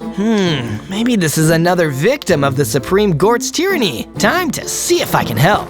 I flew down and spoke to him. I'm extremely lucky you came by. I'm a prospector, you see. Jeepers is the name, a searcher of minerals, and my partner, Emmanuel Camelmore, was here helping me with my mineral mining until he was captured and taken by the dastardly privateer, Thornwolf. A kidnapping? Oh no. And wait, you guys mine materials? Like netherwart blocks? Oh, I have that in spades. If you go to the Pointed Stone Forest and save him, in exchange, I'll give you the materials you seek. That sounds like a good deal to me, Jeepers. From day 36 to day 39, I made the treacherous journey through the Pointed Stone Forest. It didn't take me long to find an impressive-looking compound in the middle of the forest. This must be where Jeepers' business partner, Mr. Camelmore, is being held hostage. And sure enough, I saw the terrifying Thornwolf patrolling around the compound, as fierce as his name suggested. I can't wait to fight somebody today, especially if they try to get in. Okay, this isn't gonna be easy. I'm stronger than I used to be, but I still don't want to charge into a direct fight with Thornwolf if I don't have to. Instead, maybe I'll fly in and enter from above. They're probably keeping Camelmore on the top floor. I might be able to save him without fighting anybody. Little did I know, this whole situation was a lot more strange than I could ever imagine. From day 40 to day 43, I put my infiltration plan into action. I flew up into the air and swooped down onto the top of the compound, avoiding being seen by Thornwolf. I used my pickaxe to dig through the top of the building, exactly as I'd planned, and jumped down into the top floor where Camelmore was being hidden. I jumped to the rescue, but when Emmanuel Camelmore saw me, he strangely didn't seem pleased to be rescued. Wait, who are you? What are you doing in here? I'm here to help you? Before I could ask any more questions, the Thornwolf burst in. He was even freakier looking up close. You, get away from my client. Client? More like hostage. We flew into battle, with me needing to give everything I had to stand a chance against the fury of the Thornwolf. But in the end, I came out on top. Just me and Camelmore were left in the room. You fool! You just destroyed my bodyguard! Bodyguard? I beg your pardon? Before I could delve any further into this strange mystery, Jeepers, the snow golem, burst into the room and blasted Camelmore with a firework crossbow, instantly destroying him. What? I thought he was your business partner. He was indeed, old sport, but we had a falling out. He cooped himself in here and took half of the company's assets with him. I needed to take him out of the equation and reclaim sole ownership, which you helped wonderfully with. Sorry about the deception, but if it makes you feel any better, here's the materials I promised you. He did indeed give me the material, making me feel very morally weird in the process. Yeah, thanks, I guess. From day 44 to day 49, I arrived back at my base with the material in hand, feeling extremely conflicted about how I had obtained it in the first place. But nonetheless, Amadeus was extremely pleased with my progress. Even if you obtained it as a result of being an unwitting pawn in a duplicitous power struggle, it's still a victory that you got your hands on this, Zozo, and I'm extremely grateful to have it now. I'm glad, Amadeus. That takes the edge off a little. Amadeus the armorer took the material and went off to get working. In the meantime, I was thinking about the bizarre incident that unfolded with Camelmore at the Pointed Stone Forest.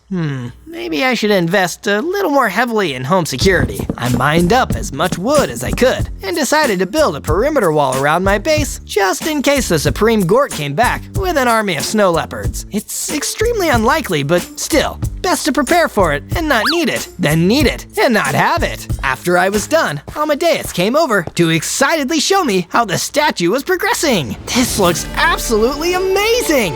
If you know what it is, let me know down in the comments. I wonder if anyone will get it before I do. From day 50 to day 53, my base was surrounded by a company of ruthless snow leopard mercenaries. Come out, criminals! We will gobble you up for the Supreme Gort! Gobble for Gort! Gobble for Gort! They continued to chant as I used my tarantula hockey lytra to fly out and meet them in battle. I'm a flying spider monkey now. My energy blast rained down on the snow leopards, taking out a bunch of them in the process. Then, I slashed away at the rest of them with my iron sword, my armor protecting me from all the damage. Soon, there was no snow leopards left. Huzzah! I've avoided another punishment. I've got to tell Amadeus. I was about to leave when the Supreme Gort appeared in front of me, ready for battle. I gort you now, Spider Monkey. Surrender to the law. Never! I fired a couple energy blasts, then I sword fought with the Supreme Gort until he lost another of his extra lives. Alright, so much for that Gort. Bring on the next Gort. But the Gort was gone. He didn't respawn behind me. Where did he go? Did I get him? Just then, I saw Amadeus the Armorer being dragged away from the base by the Supreme Gort. You are under arrest for forging illegal armors, associating with other lawbreakers, and worst of all, for revealing my weakness. Do your worst, Supreme Gort. Zozo will take you down, along with the rest of your lives.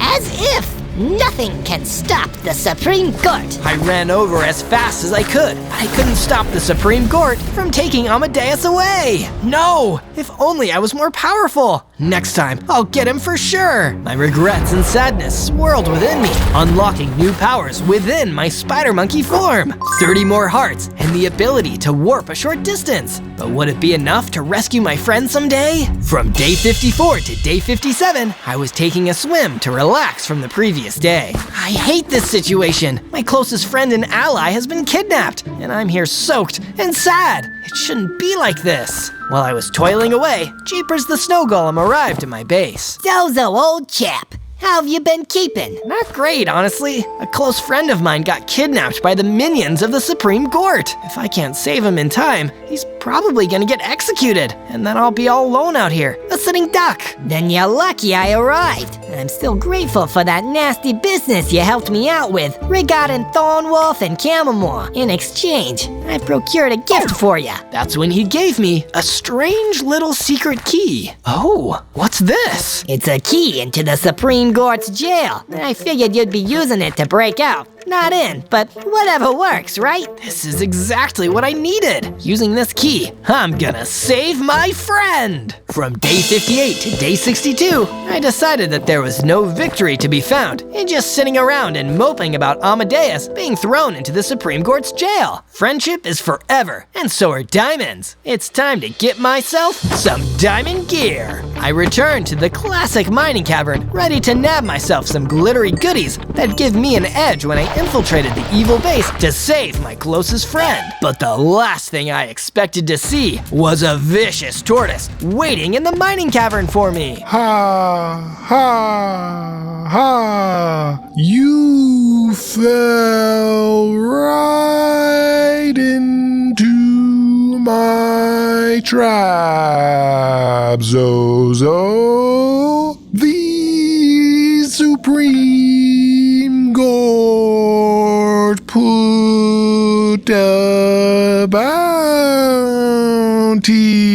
on your head. I'm gonna claim the prize for myself.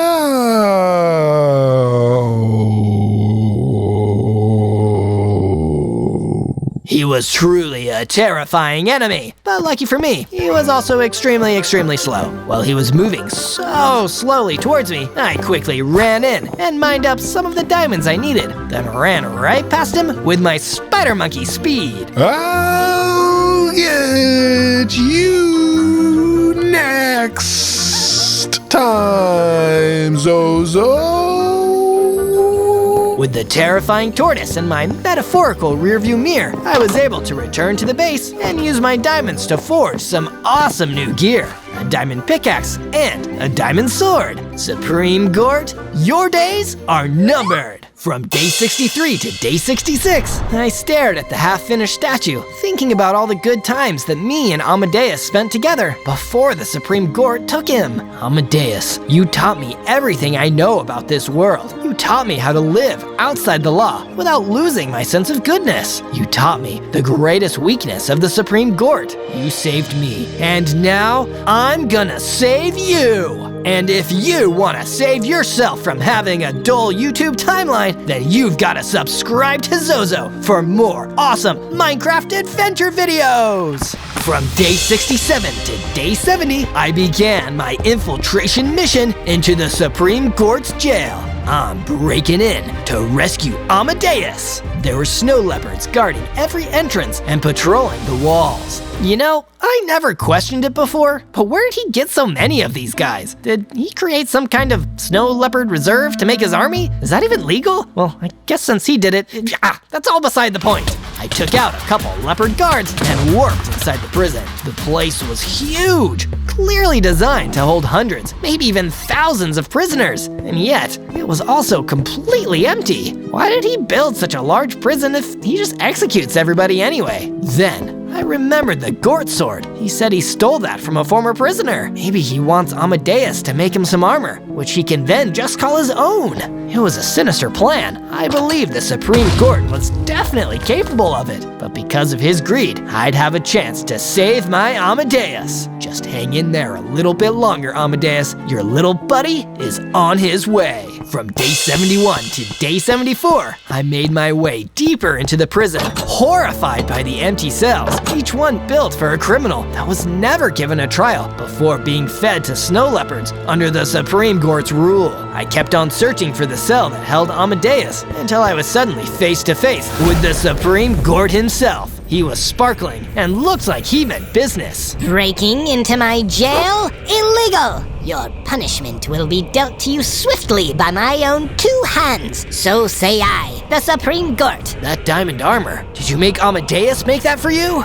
This old thing, it's merely a mock-up for the Supreme Armor of Gort. Your criminal accomplice is currently in the dungeon workshop, slaving over a forge to make the real thing. So he's alive! Good. You won't be for long. I battled the Supreme Gort, using my warp ability to sneak up behind him and slash him with my diamond sword. By now, I had fought this guy so many times that I was used to his attack patterns. I warped a short distance away from him and pelted him with energy blasts until he went down, dropping the full diamond armor on the ground. I know he's still got 5 lives left, but at least now I can keep him from equipping that diamond armor. I'll use it for myself. Once I put on the armor, I remembered what the Supreme Gort said about the workshop. I knew Amadeus was there, so I went to find it. From day 75 to day 78, I burst into the dungeon workshop like a big darn hero and found Amadeus the Armorer working at a pure evil, totally legal forge. Amadeus, I'm here to rescue you. Good to see you, little buddy. I stalled for a time to make the Supreme Gort's armor because I knew you'd reach me before the rest of the 100 days were up. Let's get you out of here. I freed Amadeus, and together we headed for the prison exit. Zozo, there's something you need to know. Don't worry about it. Save it for after we've escaped. I felt a chill on my back as the Supreme Gort appeared behind us. Go on! I shouted to Amadeus, I'll hold him off and catch up with you. Amadeus ran out the prison door and got far away from the horrible building. You'll be punished even more for that one, Zozo. Nobody releases my prisoners. It's illegal. Oh, please. Like you said, you can only punish me once, but you won't even get that far, Supreme Gort. We fought, and once again, I bested the Supreme Gort and caused him to be defeated. Ha! This just keeps getting easier. I'm gonna run away before he responds. From day 79 to day 84, the Supreme Gort respawned inside his prison and made his way to a secret room which housed the supreme armor of Gort. Amadeus had already completed it a few days ago, but he wasn't able to warn me about it. The Supreme Gort put the armor on, and its power transformed him into an even more powerful Supreme Gort. I'm more Gort than anyone can handle now. Deal with my brand new "Don't Mess With Me" law. The punishment is getting totally thwopped by me in a fight to the dome. From day 85 to day 89, I reunited with Amadeus at my base, and we hatched a scheme on what to do about the Supreme Gort's last 5 lives. Amadeus also filled me in on the whole deal with the Supreme Armor of Gort and how powerful it now made our common enemy. Right now, taking even one more of his spawns would prove difficult. You're going to need an edge. Take this fire aspect enchantment for now. Well, I think of something. Amadeus gave my diamond armor a Thorns enchanted book, which would deal damage to enemy mobs with every hit they made against me. Armed with that defense, I felt a bit more relieved and went to look at the statue, which Amadeus had already finished by the time I had gotten home. It was a statue of Spider-Man, the greatest superhero of all time, and an inspiration to any creature with spider in its name. Spider-Man always did what was right, even when the law turned against him. And now, the right thing to do is to defeat the Supreme Gort. I went back to Amadeus, who had made use of his extra time to think and formulate a way for me to win. What if there was a way to take out all of the Supreme Gort's remaining lives in one go? That would be perfect. Can we do that? Only if you master the most forbidden technique there is. You must drink the lost potion of Wither and gain the ability to shoot Wither Skulls. It's the ultimate rule to break, but I think you can do it and still be a good guy. Where can I find this Wither potion? It was discovered and then forgotten by a dubious mining company in the Pointed Stone Forest. You can probably find them at their old hideout. From day 90 to day 94, I returned to the scene of the crime. Well, one of them anyway. The building for the mining company that I had helped destroyed in a weirdly contentious side quest. Oh man, I still get chills thinking about that. As I explored the derelict mini base, I looked at many open rooms when I found a pit I descended down into. At the bottom of the pit, there was a storage area where I came upon the Wither Potion. Or rather, the only potion I could find. But it was, without a doubt, the Wither Potion! I'll be taking this. As I left the base, another group of snow leopards showed up to try and get me. The Supreme Gort may only have 5 lives left, but you're about to get 8, or eaten, to be grammatically correct. Thanks for confirming, but soon that number won't matter. I'll wither them all away. Hey! The snow leopards surrounded me. They were no match for the Thorns enchantment. I didn't even have to attack while my armor did all the work. I guess a good defense is the best offense. From day 95 to day 97, I could hear Amadeus the Armorer hard at work on his greatest suit of armor yet. He made sure to put every bit of effort and skill that had earned him his infamous reputation into the material of the armor, and the end result was a mighty set of netherite armor that would rival the supreme armor of Gort. I called this one the Excellent Armor of Zozo. It's yours to wear into battle from now until the end of your adventure. Thanks, Amadeus. You've been the greatest friend that any spider monkey could have ever hoped for. And you've been the greatest spider monkey a friend could ever hope for, Zozo. Good luck against the Supreme Gort. And remember, Amadeus the Armorer will always have have your back. On day 98, I wandered through the forest and admired all the beautiful trees and thanked all of this channel's super cool subscribers for being so awesome and watching all of my great videos whenever I upload them. Make sure to search for more Zozo videos when you're done watching this one. No matter what he says, the Supreme Gort can't stop you from enjoying more of my adventures. On day 99, I was all armored up and ready for my final battle with the Supreme Gort. Who wouldn't expect this to be the day where the rest of his extra lives would go bye-bye? I never did find out what crime the Supreme Gort had charged me with, but I guess at this point, it doesn't matter. It's not about the destination, it's about the unfair rules you defy along the way. In the depths of the super prison, the Supreme Gort was waiting for me to arrive. He was wielding his Gort sword and wearing the supreme armor of Gort. It was a full Gort ensemble. I was ready for whatever his 5 remaining lives had in store. Welcome to your doom, you rule-breaking little rule-breaker! I, the Supreme Gort, do declare that on this day, the 99th since I first sentenced you to punishment, you shall verily be disposed of with the full ferocity of the authority invested in me by the laws of this overworld and every Gort within it. You talk a whole lot for somebody who is about to get withered away. Withered away? What in Gort's name do you mean by that? I drank the Wither Potion and received the forbidden powers within,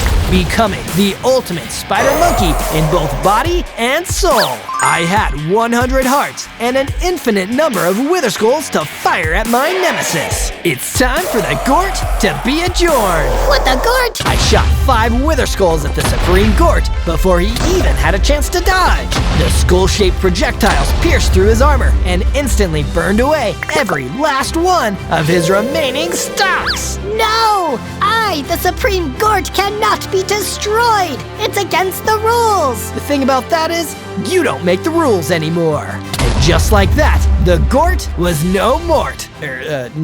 On day 100, Amadeus and I celebrated the downfall of the Supreme Gort back at our base. We were now free to live our lives by our own rules, and with trust and respect for each other, I knew we'd made the right ones. Care for some more armor, Zozo? You know it, Amadeus. There's no rules against that. Just then, Jeepers, the snow golem, ran into the hideout, looking totally frantic. Zozo, you won't believe what has just happened. Thornwolf's brother has come to the overworld in search of revenge. You gotta lend me a hand. Actually, Jeepers, I still feel really bad about that, so I'm gonna let you handle it. Besides, the bad guy in this challenge was the Supreme Gort, and he's toast. Oh, okay. Congratulations. Jeepers left the base, and Amadeus and I returned to celebrating, and everything was better forever. On day 1, I spawned into the beautiful flower forest as an elemental monkey. This is awesome! I'm out here living my best monkey life. But some people didn't want me to live my best monkey life. Or rather, some skeletons. I saw one of them coming towards me through the flowers. Trespasser, stop in the name of the law. You shouldn't be here. But I just spawned here. It isn't my fault. How about you just point the way out and I'll leave? It doesn't work like that. There are spies everywhere, and if I have a reason to believe you're one of them, I'm taking you in for interrogation. I really didn't want to be interrogated, so in sheer panic, I just turned and ran as fast as I could until I couldn't even see the scary skeleton behind me. I don't know why they're picking on me. I'm just a baby elemental monkey with 10 hearts. It's not like I could do any real damage to them. But my thoughts were interrupted when suddenly another skeleton with a bow popped out in front of me. Stop right there, criminal! You make any sudden movements and you'll taste the steel of my arrowheads. Okay, what do you want me to do? I'll follow your commands if you don't hurt me. Come with me then, and no funny stuff. My arrow finger is extremely itchy. And so, I followed the skeleton through the flower forest, worrying about my future. On day 2, the skeleton with the bow led me towards a dark, dreary base in the middle of the flower forest. It didn't look like anything good went on in there. Maybe we can just talk this out, Mr. Skeleton? You've already tried to run, criminal. That's why we're keeping you on a short leash. We'll talk, sure, but only when we have you behind bars. Now move it. I was sent into the deep, dark depths of the base and locked away in a large and sinister holding cell. But I wasn't the only one in there. There was also a wandering trader. A fellow businessman, unfairly imprisoned for merely trying to make a living in this hard, cold world. It isn't easy being a wandering trader in this world, is it, my boy? Oh, I think you're a little confused. I'm not a wandering trader. I'm an elemental monkey who just got trapped after I spawned. My name's Zozo. Oh, Zozo, I see. Well, either way, we're in this together, old chap. Perhaps we could start a business. $1 million idea. We'll be rich, I tell you. Rich! I don't know if we'll ever make any money if we're still trapped in here. We need to figure out a way to escape. I wonder if I have any elemental monkey powers. I concentrated hard, and suddenly, I fired an ice blast. Okay, this has potential. I blasted ice against the wall until a section of it was frozen, and then smashed through it, freeing myself and the wandering trader. Brilliant work, my friend. I'd go with you, but I need to go speak with my shareholders. May we meet again, Zozo? Good luck with all your, business stuff, trader. I ran off, feeling pretty sick of the flower forest. Hopefully, there are some chiller folks elsewhere. On day 3, I went to the frozen peaks, knowing I'd probably be safe from the skeletons there. I'm freezing out here, so imagine how cold a skeleton would be. They don't even have any skin. But I wasn't just cold, I was also hungry. Because it was so cold out there, I wouldn't be able to find any yummy bananas. Instead, I was able to find some yummy winter-kissed carrots. Snow and carrots, such a classic combination. Who doesn't enjoy eating that? Having had my fill of the carrots, I carried on exploring the frozen peaks, hoping that I could find something that would help warm me up. But instead of finding a nice warm coat or a crackling fire, I instead found a huge creature, the towering High Reaver. Oh no, are you going to attack me too? Why would I attack you, monkey? Are you going to attack me? No? Then we have nothing to worry about. I am the mighty High Reaver, and these are my frozen peaks. Oh, that's great. Do you know where I can find somewhere warm? I'm kind of freezing out here. Yes, I believe I could take you somewhere nice and warm, but you'll need to do me some favors in exchange. Follow me, Zozo. It was only as I followed him away that I started to wonder if I ever told him my name. From day 4 to day 5, the High Reaver took me to his base up in the frozen peaks, which was warmed by a huge roaring fireplace. My apologies for the mess. If I knew I'd be entertaining guests, I would have cleaned up a little. Please, no need to apologize. This place is amazing. How did you build something like this? It's huge. It wasn't always me. Once I had workers, so many of them, and they loved working for me. I kept them all warm and happy and safe in here, until one day... One day? What happened? Well, some terrible, terrible people banded together and attacked my base. All my workers were either destroyed or chased away, and I was left all alone. Oh no, that's horrible. And that's not even the worst part. The ones who did this are still out there, walking free after they destroyed my life.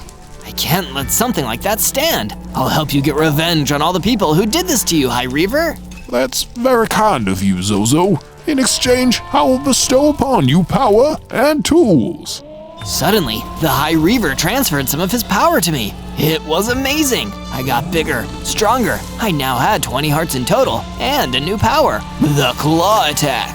After that, the High Reaver gave me a stone sword and a stone pickaxe. Thank you, High Reaver. I'm gonna go build my base somewhere a little warmer, but then I'll begin my quest for you. I went to the glowing ancient forest, where I felt more confident in my elemental powers, and started mining stone and collecting wood from trees. It didn't take me long to start building a basic base where I could at least sleep at night. After it was done, I stood back and took it all in, finally appreciating that I could have a place of my own.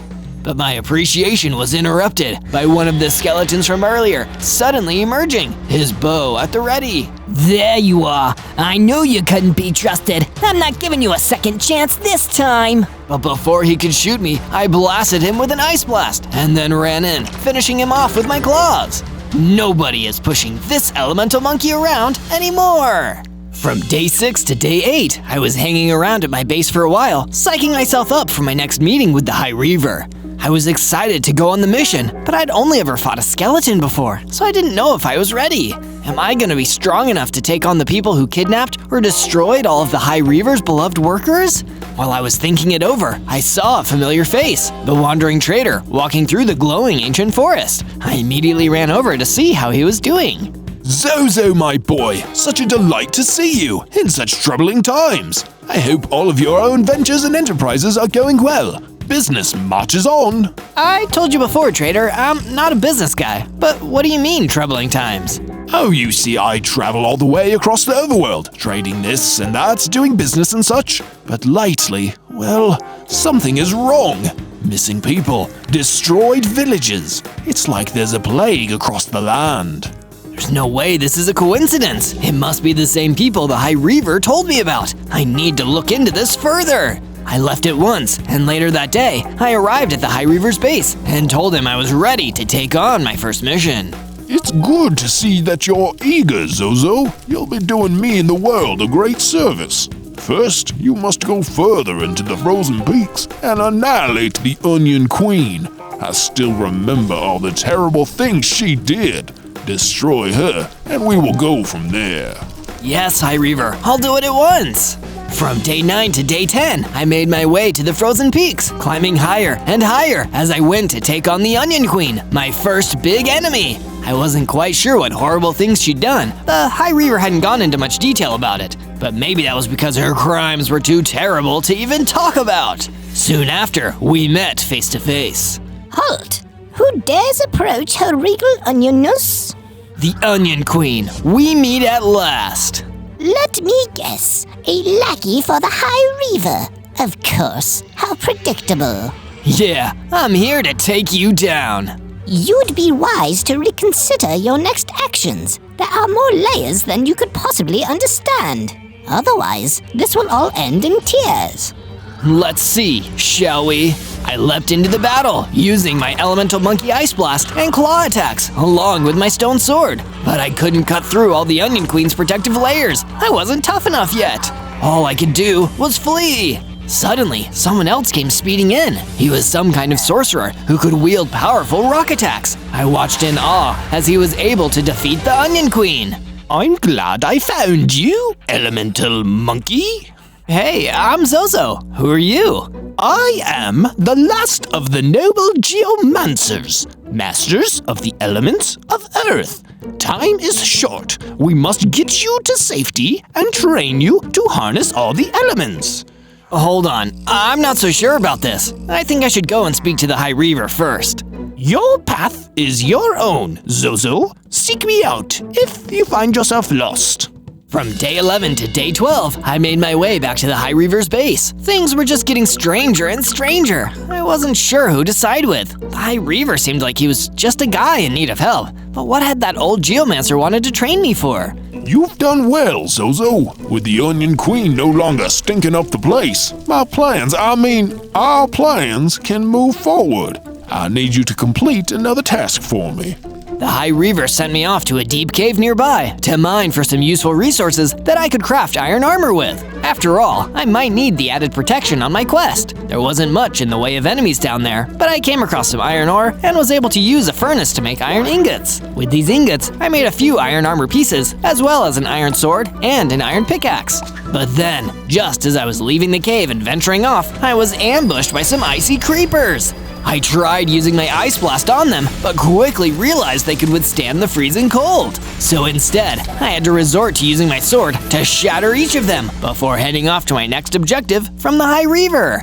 From day 13 to day 15, I traveled to the ancient glowing forest in search of another of the High Reaver's enemies. He'd told me to seek out an Alpha's hyena, but wouldn't really explain why he needed me to take care of it. I assumed, like I had done with the Onion Queen, that this hyena had wronged the High Reaver in some way, perhaps being responsible for him losing all of his workers.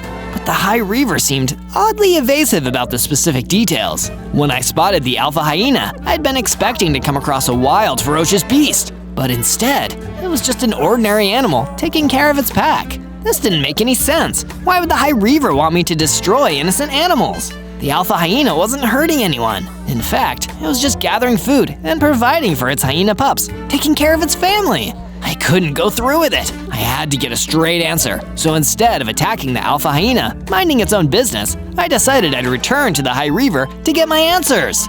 From day 16 to day 19, I marched back to the High Reaver's base, full of purpose and determined to get an honest answer out of him. That was fast. Did you take care of the Alpha hyena? No, I came back for the truth. What really happened to your workers? And why are you sending me out to defeat all of these mobs? What's really going on here?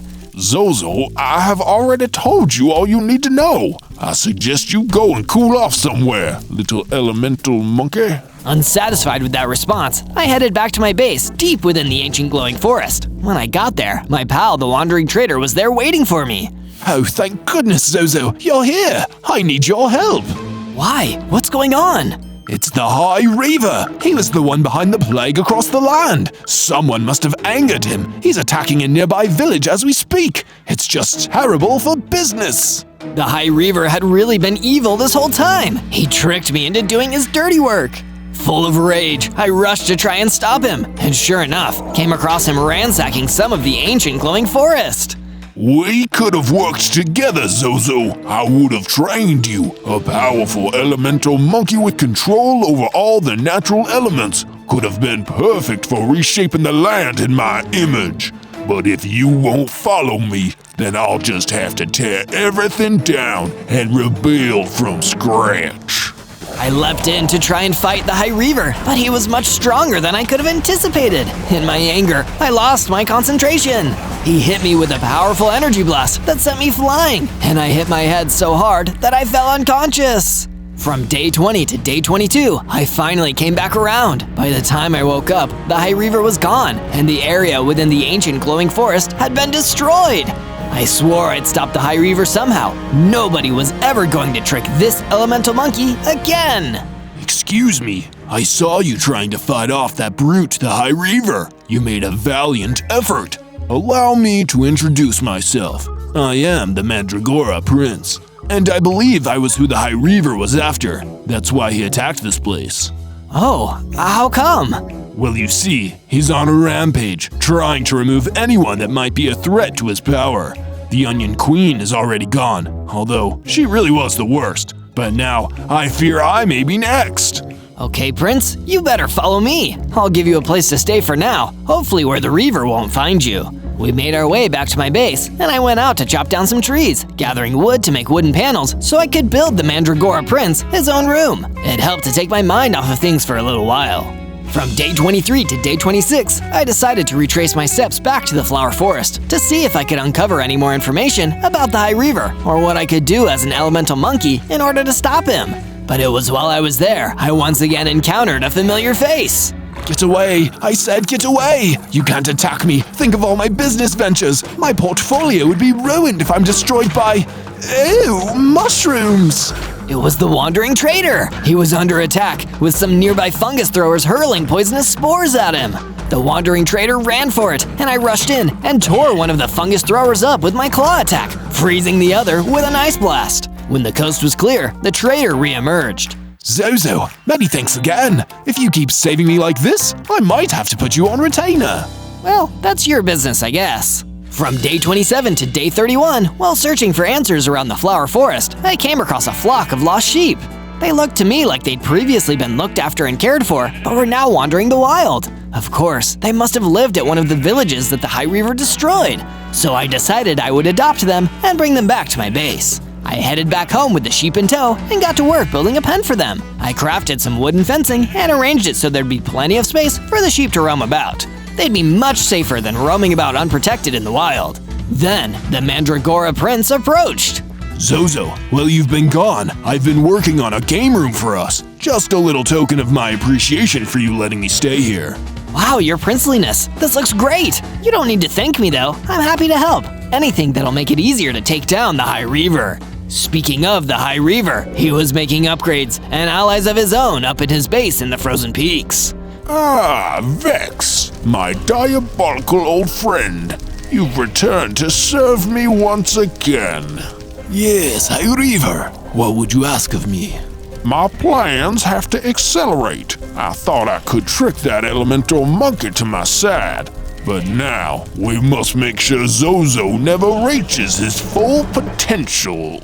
From day 32 to day 35, I decided I'd try a new approach, making some more allies of my own. After all, I had already clashed with the High Reaver once in a one-on-one, and it hadn't ended well for me. And before, when I'd been trying to evade the skeletons, I hadn't really listened to their side of things, and the High Reaver had used that to make me think they were the bad guys. That's why I returned to their base in the Flower Forest, but I wasn't given a warm welcome. Hold it right there, it's you again. You're with the High Reaver. We knew you couldn't be trusted. Without warning, the skeletons attacked. I had to take cover using my monkey agility to dodge their arrows. I needed to convince them that I didn't mean any harm. No, wait, I'm not with him. I was tricked, but I came back here to make amends. It must have worked because they stopped firing, but kept their bows trained on me. You better come with us. The shepherd will want to speak with you. They took me to their leader, a wise old shepherd. Say, did you lose some sheep lately? My name is more of a metaphor. These skeletons are my flock. You see, Zozo, we were once the workers for a beastly tyrant. He commanded us to build a kingdom for him, and we had no choice but to obey. But he planned on working us to death, so we turned our backs on him before it was too late.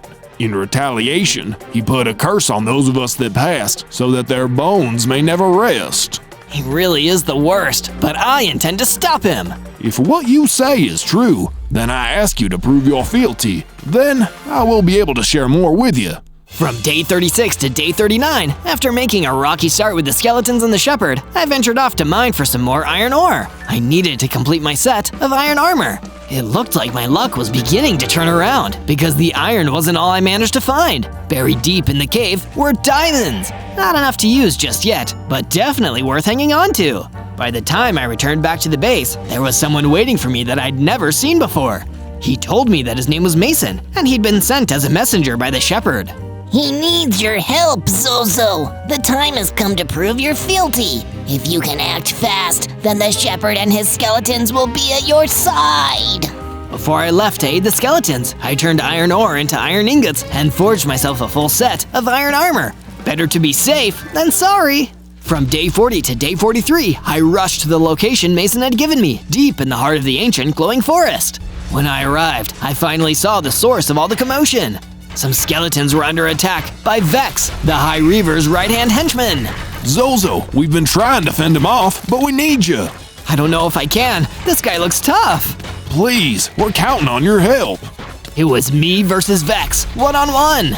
I leapt into the fight and crossed swords with Vex, who seemed to be weirdly happy to see me. There's the troublesome little elemental monkey I've heard so much about.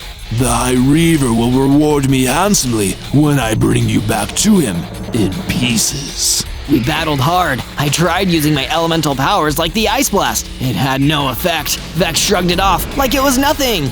Nice try. I don't really feel the cold. I went in for a claw attack, but it barely left a scratch. It was becoming clear I wasn't going to win this fight, and if I was defeated or captured, I had no hope of ever stopping the High Reaver. So I decided to retreat, ashamed at my weakness.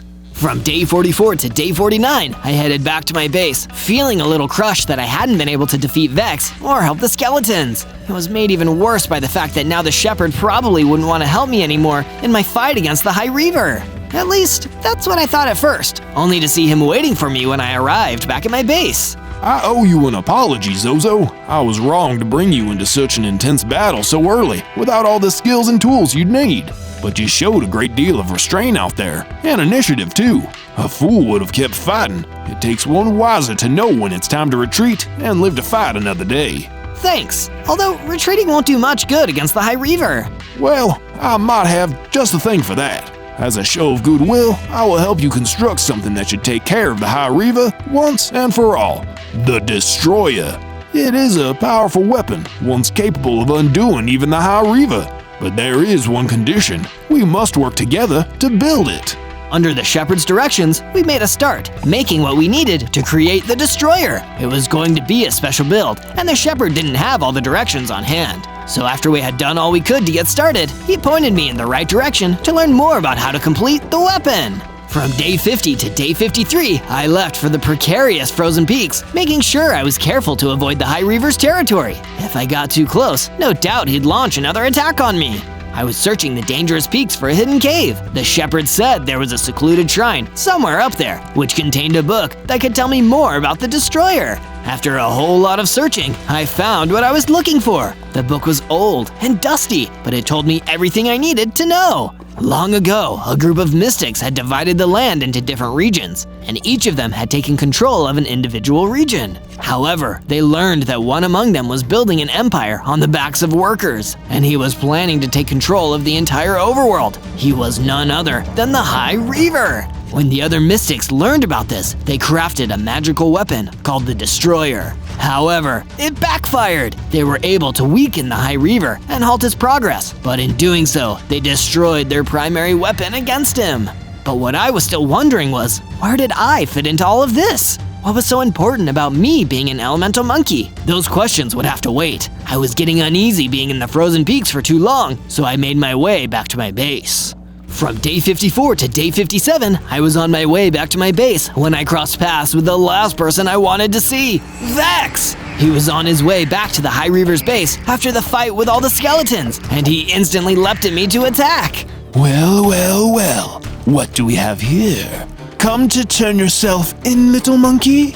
You're making my job too easy. All I have to do is beat you and walk a few more feet to the High Reaver's stronghold to collect my kudos.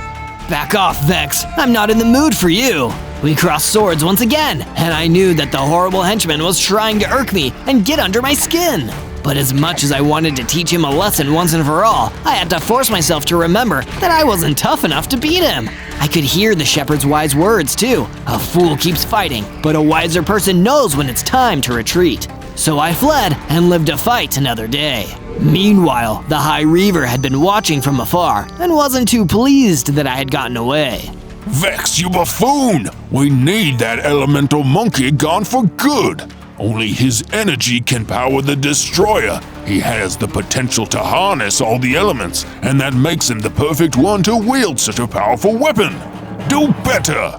From day 58 to day 62, I was finally able to make it home safely and was greeted warmly by the Mandragora Prince back at my base. I've really been taking to working on these improvements, Zozo. Come have a look. We have plenty of storage space now if you need a place to stash your weapons and armor. Sure enough, the prince had whipped up an impressive armory for me, which reminded me my iron armor and iron sword were looking pretty worse for wear. But I still had those diamonds on me, so I headed back to the caves to do some more mining and search for more. After a while spent looking, I hit the mother lode. There were tons of diamonds glimmering in the cave walls, and I quickly pickled them free. Bringing them back to my base, I crafted a shiny new diamond chestplate along with a matching sword and pickaxe. These would be perfect for some added defense as well as extra damage while I was fighting, and the pick would make mining a breeze. From day 63 to day 66, the Mandragora Prince suggested I should try searching for the leftover pieces of the original Destroyer to save building it from scratch. I know exactly the place you could start looking, and with your diamond pickaxe, you should be able to get there with ease. Following his directions took me to the Magma Waste, a deadly area filled with dangerous pools of lava. I had to watch my step and make sure I didn't slip and fall to my doom. I couldn't use my ice blast to freeze a safe path. The magma was too hot. But lucky for me, my elemental monkey agility did the trick. With enough searching, I came across an old stone structure that looked like it had been there for a long time.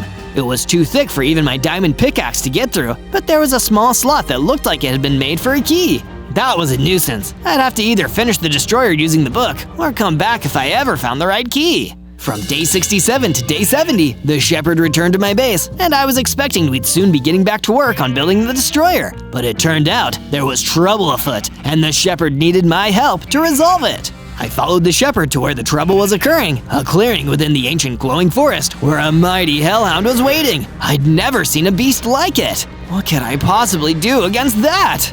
Try to connect with it, Zozo. You are the elemental monkey. You are more attuned with nature than the rest of us. Use that to speak to this creature. So I left the shepherd to do just that. Nice, hellhound. Maybe stop attacking skeletons? I get you're probably after a bone, right? Well then, heal, boy. The hellhound growled and bounced at me, and I had no choice but to fight back in self-defense. I tried my best not to cause too much harm to the creature. After all, it wasn't working for the High Reaver. It was just an animal living its life, like the alpha hyena I'd seen before. Eventually, after a lot of struggle, I managed to get the hellhound to back down. That's better. Now come and join us. I promise I mean you no harm, but a hellhound like you could help us stop the High Reaver. Oh, sorry, good doggy? That seemed to work. From day 71 to day 74, I returned to my base with the hellhound in tow. But when I arrived, we were ambushed. It was Vex. He'd been following me ever since I'd clashed with him at the Frosty Peaks. So this is where you've been hiding, Zozo? Why don't you come quietly, or I'll burn your base to ash? We clashed once more. My new diamond sword was definitely leaving more damage against Vex this time around, but I still wasn't strong enough to beat him. It's too late, Zozo. We already kidnapped the Mandragora Prince. You can't help anyone. Ha ha ha ha. With that, Vex rushed off. I rushed inside, but it was too late. They'd gone. I was devastated. The prince had been a helpful friend. We needed to work on improving the base, so I set about building a perimeter wall to defend against any further attacks. After all, Vex and the High Reaver now knew where we were. There was no telling if they'd come back. From his base, the High Reaver was thrilled. With the Mandragora Prince captured, there were no other rulers in the area to challenge his ascent to power. His plan to take over was once again coming to fruition. From day 75 to day 78, the shepherd came by the base. Word had reached him and the skeletons that the prince was captured by the Vex. And so he showed up to help with the base, finishing up the extra defenses. Vex and the High Reaver have a rather strange connection to each other. Vex has been the underling of the High Reaver for as long as anyone can remember. But he has his own ulterior motive too. He's playing the long game, waiting for his master to take control of everything so that he can steal that power right from underneath the High Reaver. Vex wants to overthrow him after all the hard work is done. Maybe I can turn them against each other somehow. Along with that useful information, the shepherd also offered me a fancy new weapon, a firework crossbow. This was sure to be a blast to use. With that in my arsenal, I headed off to track down Vex and get the Mandragora Prince back to safety. From day 79 to day 84, I followed the tracks left behind by Vex and came across him not long after. He still had the prince held hostage, and there was no time to waste. I had to save my friend and stop the High Reaver's henchmen once and for all. So coming along to join us, Zozo. You and the prince here can be taken before the High Reaver together. How long do you think it'll take your boss to realize you want to overthrow him? Oh, you've done it now. I'll make sure he never finds out when I silence you, little monkey! I opened fire with my firework crossbow, blinding Vex to start as I rushed in with my diamond sword. But he quickly regained the upper hand, and even with the help of my special attacks and new weapon, I couldn't beat him. I ran away from Vex, instead meeting up with the imprisoned Mandragora Prince. Zozo, here, I lifted this from Vex's pocket when he captured me. The Mandragora Prince threw something towards me, a golden apple. You're an elemental monkey. You're meant to be one with nature. Maybe this magic apple can help you. I rushed and grabbed the apple. Eating it, I could feel myself getting stronger. It was like my connection to nature had been strengthened more than ever before. Vex started to back away. I now had 60 hearts, and I had unlocked a new ability, a powerful whirlwind attack. I had been connected to the element of air. I left the prince and ran back to battle the Vex one last time. No! No! With a huge gust of wind, I was able to finally defeat Vex. He fell from the frozen peaks until we could no longer see him, leaving the Mandragora Prince and I free to return to the safety of my base. From day 85 to day 89, the prince and I returned to the base, and he imparted some new information to me. You see, we Mandragora aren't just rival rulers to the High Reaver. He's also afraid of me because I am the last descendant of the Mystics who weakened him and caused his workers to turn against him. And he wasn't the only one to survive. This key has been in my family for many years. It will unlock the tomb of the last Mystic, and in there, you'll find what you need to finish the Destroyer. With the magic key from the prince, I headed off to the dangerous magma waste to retrieve the components from the original Destroyer. I followed his directions and came across the tomb of the last fallen Mystic, using the magic key to open it up and get inside. However, there was a security measure in place, just in case the High Reaver got his hands on the key. It was a ferocious Ravager guarding the tomb. I drew my diamond sword and hit the Ravager with a blast from my whirlwind attack, knocking it over. I leapt into battle, swinging my sword and even getting a few scratches of my claw attacks in there for good measure. The Ravager was tough, but I took it down and I was able to claim the component I needed to complete the Destroyer. From day 90 to day 94, I was making my way back across the precarious magma waste when a familiar foe approached me. It was the High Reaver. Ah, there you are, my former friend. We aren't friends. You tricked me, Reaver. I know all about who you are now, and the horrible things you've done. What about you, Zozo? You did follow my orders for a time, didn't you? Without you, the Onion Queen would still be alive. So would poor Vex. It isn't too late to redeem yourself, though. Come on, join me. I have need for a new henchman, now that you've bested my last one. I won't make that mistake twice. I clashed swords with the High Reaver. I knew I couldn't beat him on my own, but I just had to get away. If I could just make it back to my base and finish building the destroyer, I'd finally have a chance at beating him. But the High Reaver must have known what I was trying to do and used one of his energy blasts to send me flying back into the Mystic's tomb. He caused a cave-in, sealing me inside, and dashed off with the piece I needed to finish the destroyer. I was trapped! From day 95 to day 97, I had to mine my way out of the tomb with my diamond pickaxe. Once I was free, I rushed to warn my allies. Now that the High Reaver had the component of the original destroyer, he'd no doubt be going after anyone who could help me finish mine from scratch. As I made my way back to the Flower Forest, I was horrified to see the skeleton's hideout in ruins. I found the shepherd amongst the wreckage, and he was on the verge of death. I tried to find something that could heal him, but it was already too late. Zozo, you have to know your part in all of this. The destroyer is just a way to channel power, but it's useless without an already powerful being to wield it. You are that being, an elemental monkey. In your hands, your connection to the natural world could be directed through the destroyer. All the elements combining to defeat the High Reaver. Avenge us, Zozo. Put an end to his tyranny once and for all. As the shepherd passed on, I swore I'd get revenge and stop the Reaver. On day 98, I rushed back to my base. If the High Reaver had attacked the shepherd to stop me from finishing the destroyer, then maybe he'd been back to my home to wreck the progress I'd made on it so far. Sure enough, I was met with an awful sight I'd been dreading. My base was in ruins. The destroyer I'd been working on was wrecked. Even the sheep pen had been smashed to bits. I sat in what was left of my base, feeling defeated. I'd fought so hard, and now it felt like everything I'd gone through had been for nothing. The High Reaver was so strong, he'd put me right back to square one, just like that. Don't give up, Zozo. Mandragora Prince, at least someone survived. You can't let this stop you, Zozo.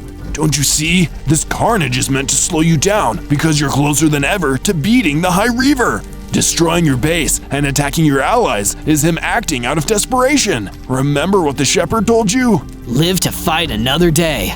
And I'm still alive, which means I can still stop him. Exactly, and he's made one mistake. He's made it even easier for you to stop him.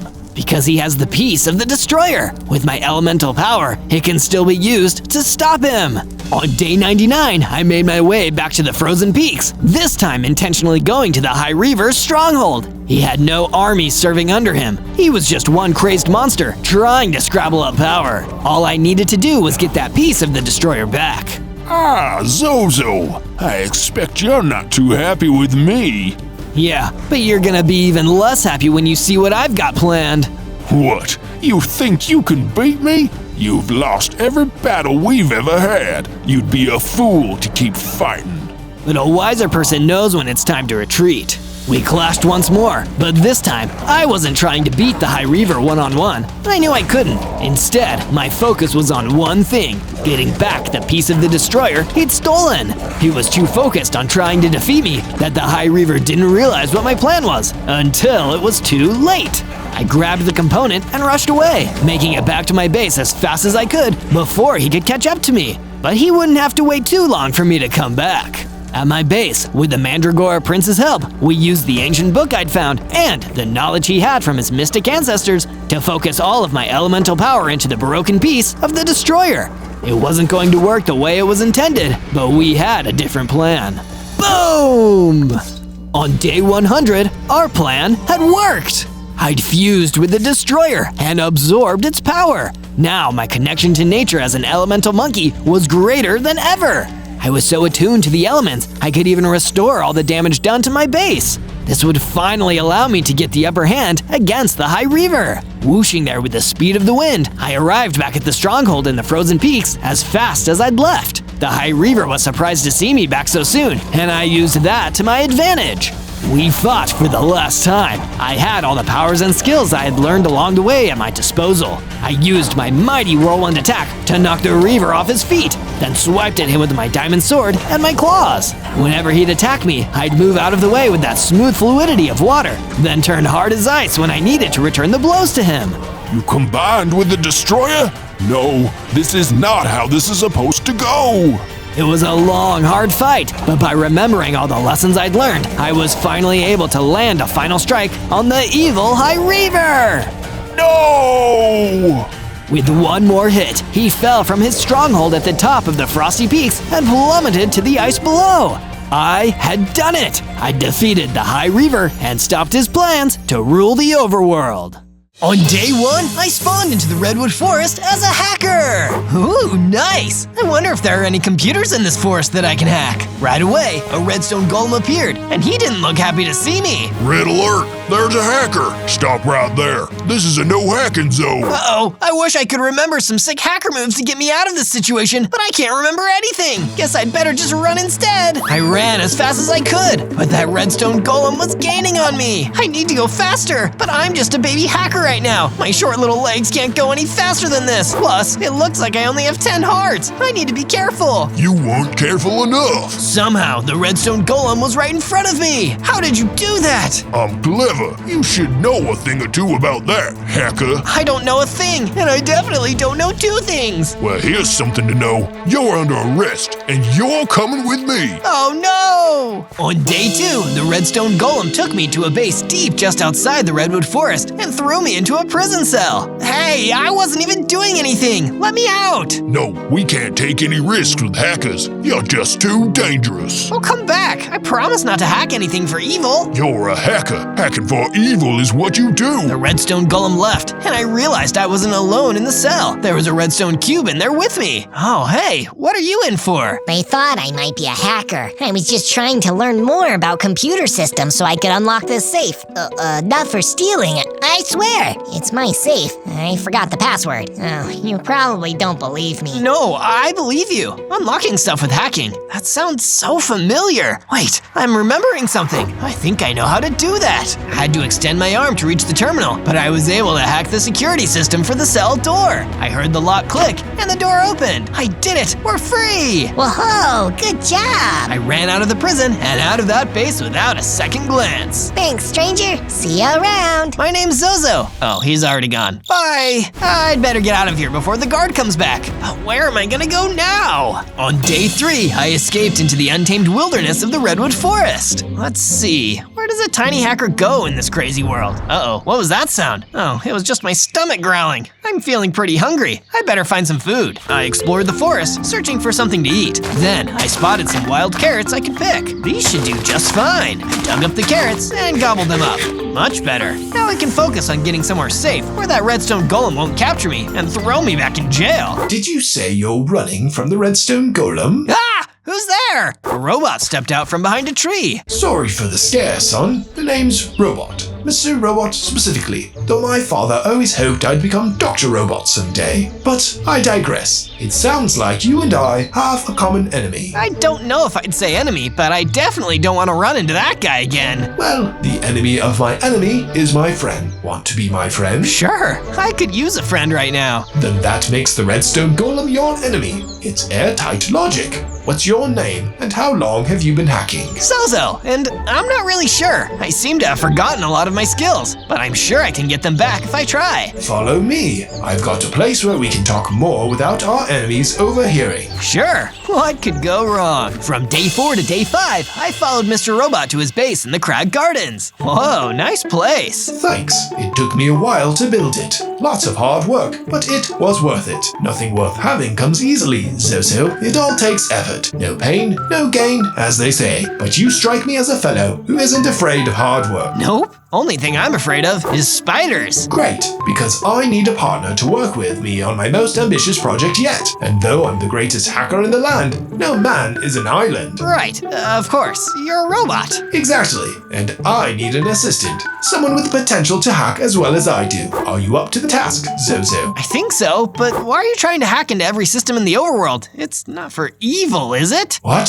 Of course not. I'm just doing it to keep everyone safe. If I hack every system, I can install surveillance software to look out for all kinds of danger. Danger, like that redstone golem that captured you earlier. Oh yeah, that was scary. Okay, I'll help you. We only have 100 days to accomplish our mission. If you're ready to join me, take these stone tools and get to work. Assistant, build yourself a base of your own. You got it, Mr. Robot. I took the stone tools and ventured back out into the Crag Gardens to build my base. I was just about to begin construction when the redstone golem attacked me. You escaped once, but you won't do it again. Yes, I will! I fought back, and all of a sudden I fired an energy blast at the redstone golem. Ouch! I'll be back. You can count on that. I didn't know I could do that. I feel strong. I think I gained more hearts. I have 30 now, and I think I grew too. Now, back to work on my base. Let me start by clearing out these weeds. From day 6 to day 8, I was building my base when I started thinking about what Mr. Robot said. He made it sound like the whole overworld is filled with danger, but I haven't seen any danger all day. Maybe I'm missing something. As I was talking to myself, I spotted that redstone cube I met while I was in jail. Oh, hey again. You made it out okay. I did. You did too. Good stuff. Anyway, bye forever. Wait a second. Have you seen any danger around? I've heard there's tons of it. So much that we need surveillance systems to track it. I haven't seen much of any. That must mean the dangerous stuff is super sneaky. That's terrifying. Yeah, my new boss was right. I'd better go warn people. Good luck.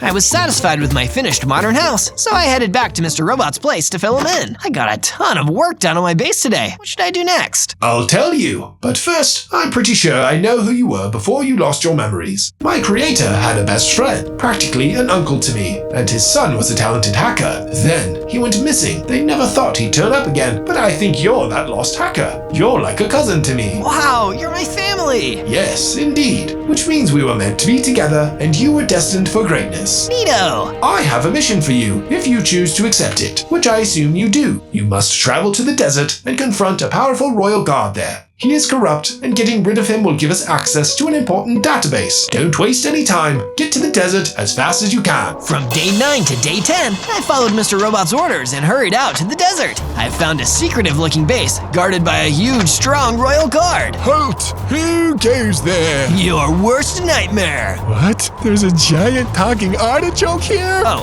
no, just me. But I'm still here to fight you. I'm a hacker, not a fighter, but I'll try my very best. I drew my stone sword and charged at the royal guard. He dodged me and hit me hard. I got knocked down, but I got up again. You're never gonna keep me down. It was a tough battle, and I got really hurt, but I managed to defeat the royal guard anyway. Oh, that really hurt. I don't know if I'm gonna get out of this okay. That's when my buddy, the redstone cube, appeared. Hey, Zozo, you don't look so good. Okay, that's kind of rude, but you're right. I don't feel so good either. Here, take this healing potion. I drank the healing potion, and it fixed my injuries enough for me to get back on my feet. I can't stop thinking about that danger you told me about. I'm really good at making healing potions, and other potions too. If you need someone to join the team and help out. That sounds great, but I think I should check with my boss first. From day 11 to day 12, I returned to Mr. Robot's hideout. Zozo, welcome back. Was the royal guard taken care of? He was, but I didn't see any kind of system for us to access. Are you sure you gave me the right place? Of course I did. You must have just missed it. You'll need to be more careful and pay better attention if we're going to work together. Oh, yeah, I guess I made a mistake. Don't worry about it. These things happen. I've got another mission for you. If you think you can avoid screwing this one up, don't look so serious. I'm just joking. Mostly, I need you to go back to the desert and take out a weaponsmith there. He's been making weapons for some pretty evil folks, the kind who want to stop us from hacking. But first, head down into the mining cave nearby and dig up some iron ore so you can upgrade your weapons. You got it, boss. I climbed into the mining cavern and searched for a rich vein of iron ore. After a little while, I found some and dug up as much as I could. Time to make some new gear. I fashioned the iron into some pieces of iron armor, an iron sword, and an iron pickaxe. Now I've got to get to the desert. Before I could celebrate, my old nemesis, the redstone golem, appeared. Not so fast. I told you I'd be back. Not you again. Yes, me again. Well, this time, I've got a brand new sword. He charged at me, but I fought back, and he was no match for me this time. Okay,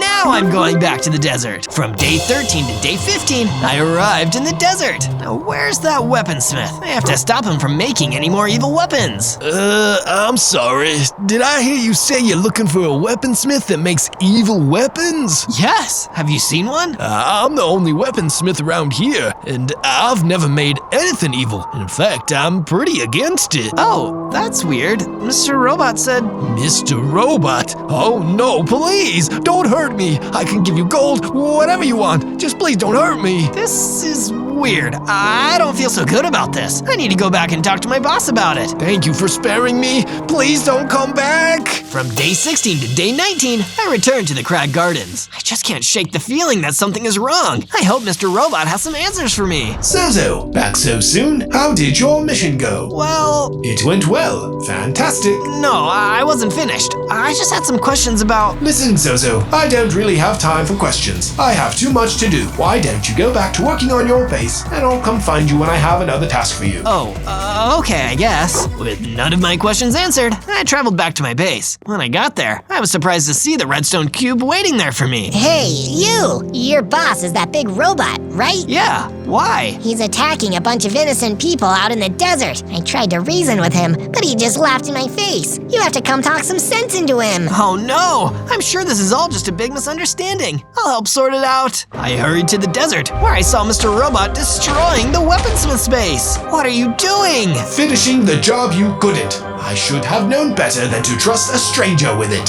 You pathetic excuse for a hacker. What? I thought we were family! What aren't you getting? I lied to get what I wanted. I thought you'd be useful, but it looks like I'll have to find someone else to help me conquer the overworld. You mean you're not trying to protect people? Try and keep up, Zozo, or do whatever you want. I'm done with you. I won't let you do this!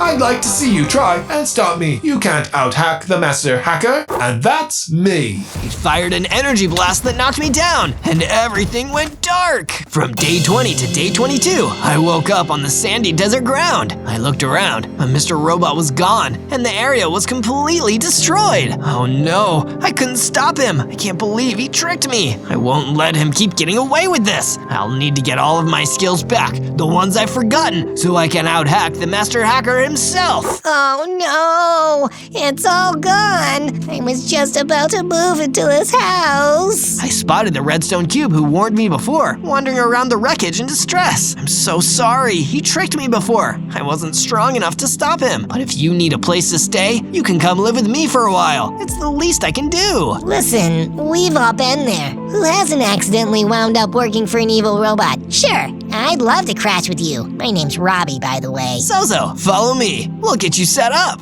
I showed Robbie the redstone cube the way to my base and gathered some aspen logs to build him a room. Here you go. I hope this will do. This works great. Thanks for giving me a place to stay after your former boss destroyed my neighborhood. This is just the beginning. I'm going to do whatever I can to undo the damage Mr. Robot has done and stop him before he achieves his goal of total technological domination. From day 23 to day 26, I traveled back to the redwood forest where I first spawned. I'm starting to think that the redstone golem that arrested me had a reason to be suspicious of hackers. Maybe whoever he was working for can help me. I didn't get a chance to look for more redstone golems though, because I spotted a pillager under attack by a piglin brute. I know this isn't directly related to Mr. Robot, but I still want to help. I drew my sword and attacked the piglin brute. When the sword strikes didn't seem to harm him, I fired an energy blast at the piglin brute, but he was really strong and it didn't knock him down. As the pillager ran off to safety, I wondered if I really would be okay. I have to be. I have to survive to stop Mr. Robot. I summoned the strength from within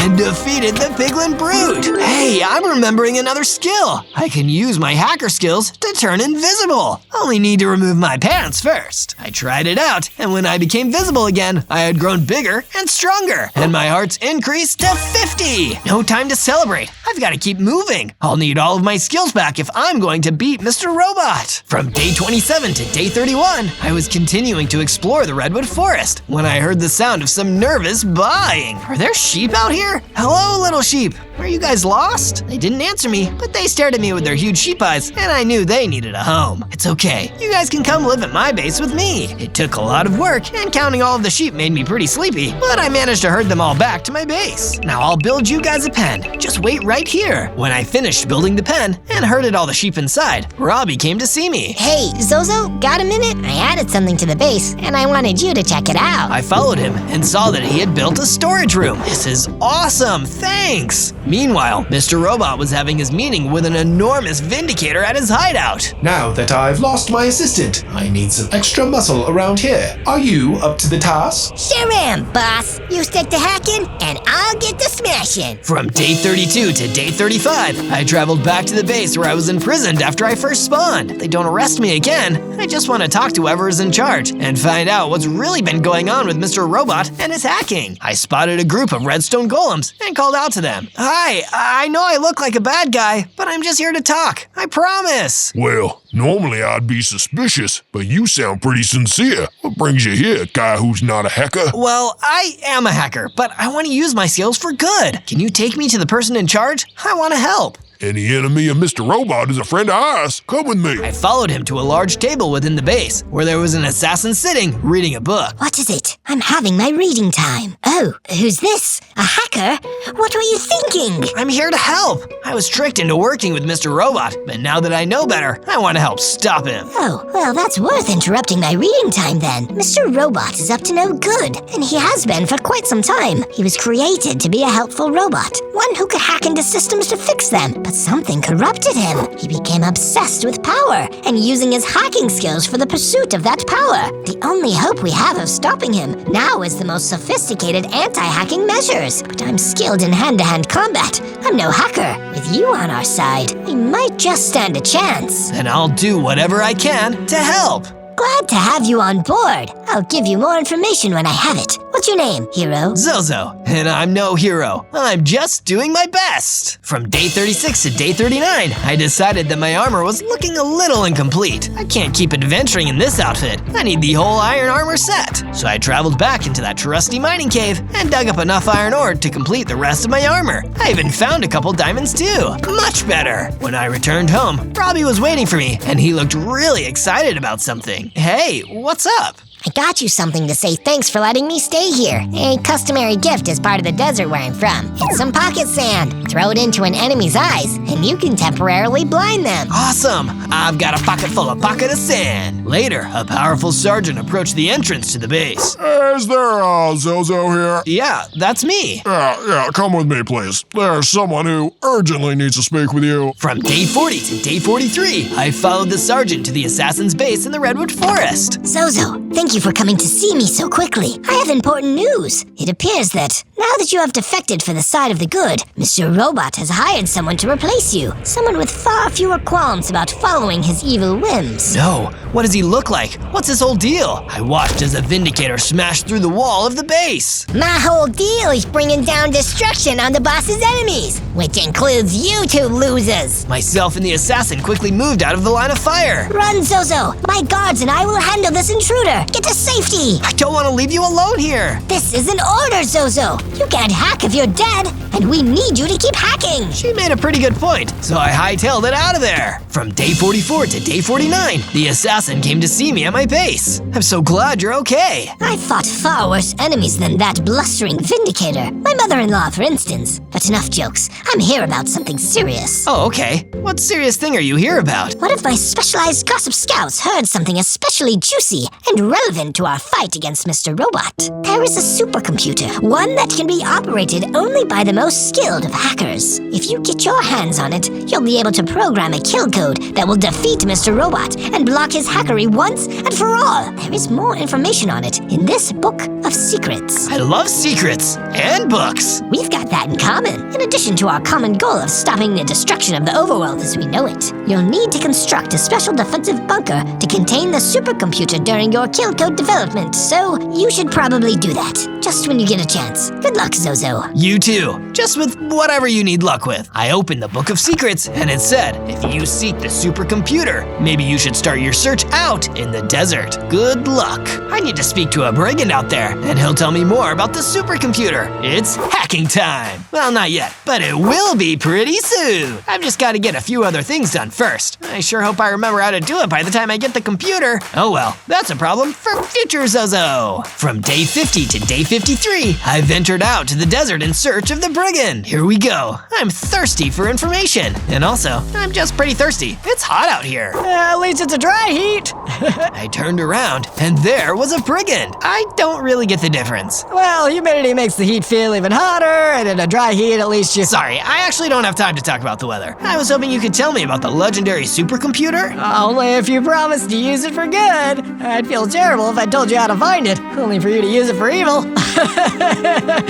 I promise. Okay, well, I don't know much, but what I do know is that the supercomputer's core is made from refined glowstone. You can find an area rich in glowstone, you might just find the supercomputer there too. Also, I know that baking soda gets out those stubborn stains. Yeah, but that's less relevant right now. Thanks so much. I don't know anything about glowstone, so I guess I'll head back home for now. Bye. From day 54 to day 57, I was passing through the redwood forest on my way home when I was suddenly ambushed by the Vindicator. Ha! Get wrecked, puny hacker! He charged at me and managed to land a big hit. I most certainly will not. You're gonna be the one who gets wrecked. I attacked, but it didn't leave a mark on him. Uh-oh, he's still much stronger than me. I've got to get out of here. That's right. You better run, but it's only a matter of time before the boss and I get rid of ya. Speaking of the boss, at that moment, Mr. Robot was hard at work on his evil plan. So, Zozo is looking for that supercomputer. I'd better make sure I find it first. I won't let anything get in my way. And my mega power computer virus is almost ready. From day 58 to day 62, I ran back home to my base and saw Robbie the Redstone Cube looking like he was in a really good mood. Hey, Robbie! Zozo, I'm so glad you're back. I want to show you what I did. Look, I built us a furnace, and I got started on that defensive bunker you need to build. I just need you to help me finish it. It's gonna take a lot of work. Well, the best things do, in my experience. But together, I'm sure we can finish it in time. I need some diorite. Could you pick some up for me? Sure. I quickly ventured out and gathered the diorite, dropped it off at the base, then headed down to the mines. While I've got all this energy, I should get in some quality mining. The mines were especially good to me on this trip, and I found enough diamonds to craft a diamond sword, a diamond pickaxe, and a diamond helmet. Nothing like some fresh, fancy gear to make a hacker feel confident. Bring it on, Mr. Robot. From day 63 to day 66, I was practice fighting with my new sword and pretending to be a medieval knight instead of a hacker when the assassin came to see me. Sorry to interrupt your playing pretend time, but I have an important update for you. I have uncovered the location of the fabled supercomputer. It is hidden away in the Glowstone Gardens. Glowstone! That makes sense. I wasn't there for that scene, so I don't understand what you mean. But time is of the essence, little hacker. Come with me! I traveled with the assassin to the Glowstone Gardens, but when we got there, a gate was blocking the path. Blast! We can't get through!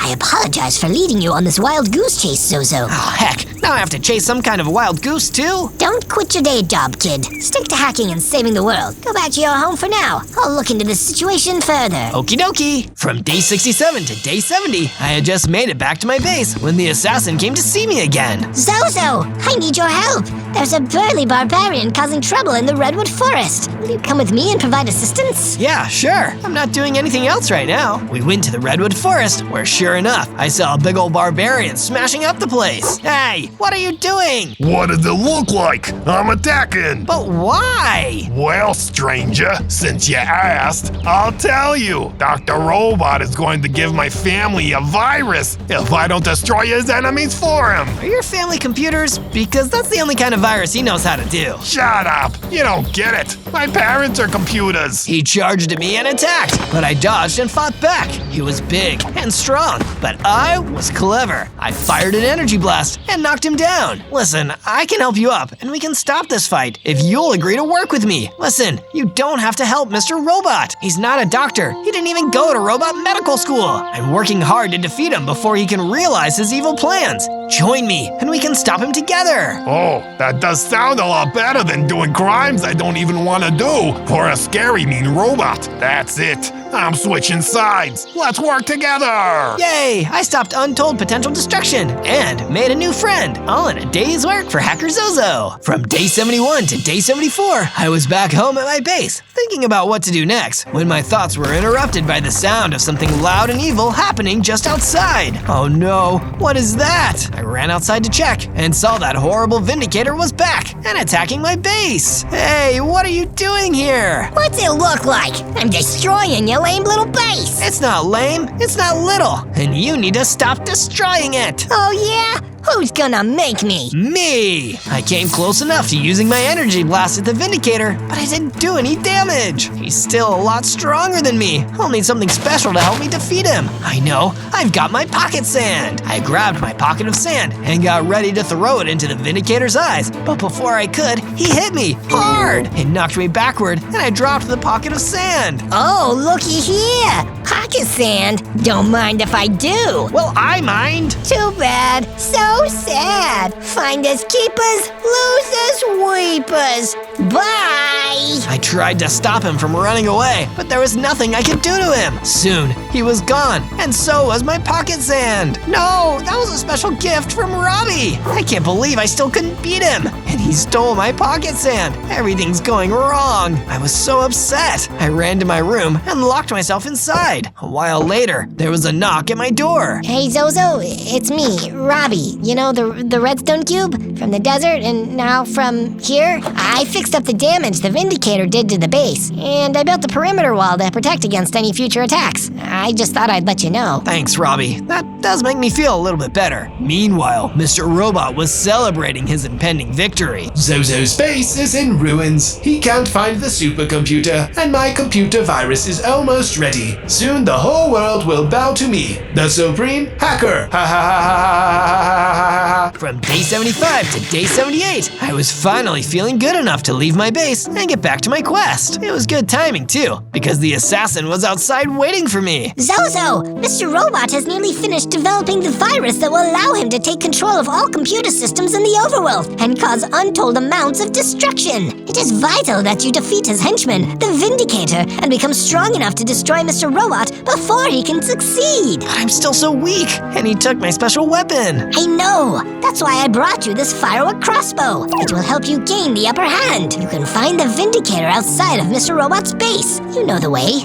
right? I do. Thank you. I'll try my best. The fate of the overworld is in your hands, so you know, no pressure. From day 79 to day 84, I traveled to Mr. Robot's base in the Crag Gardens and confronted the Vindicator outside. Hey, listen up, you Vinda-hater. I'm here to get my pocket sand back. Perfect. I love beating up nerds. And this time, I didn't even have to come to your sad little house. I couldn't think of a good comeback, so I just got out the firework crossbow and started shooting fireworks. Oh, you brought fireworks to celebrate my victory. How cute. I may be cute, but I'm going to beat you. He lunged at me and attacked, and I wasn't able to dodge in time. He hit me hard, and I started to worry this actually might be it for me. Oh no, I can't lose. Not like this. I have to find the strength within. All of a sudden, I felt a hacking memory come rushing back to me. The power surged within me, and I transformed into a larger, stronger version of myself, and my hearts increased to 100.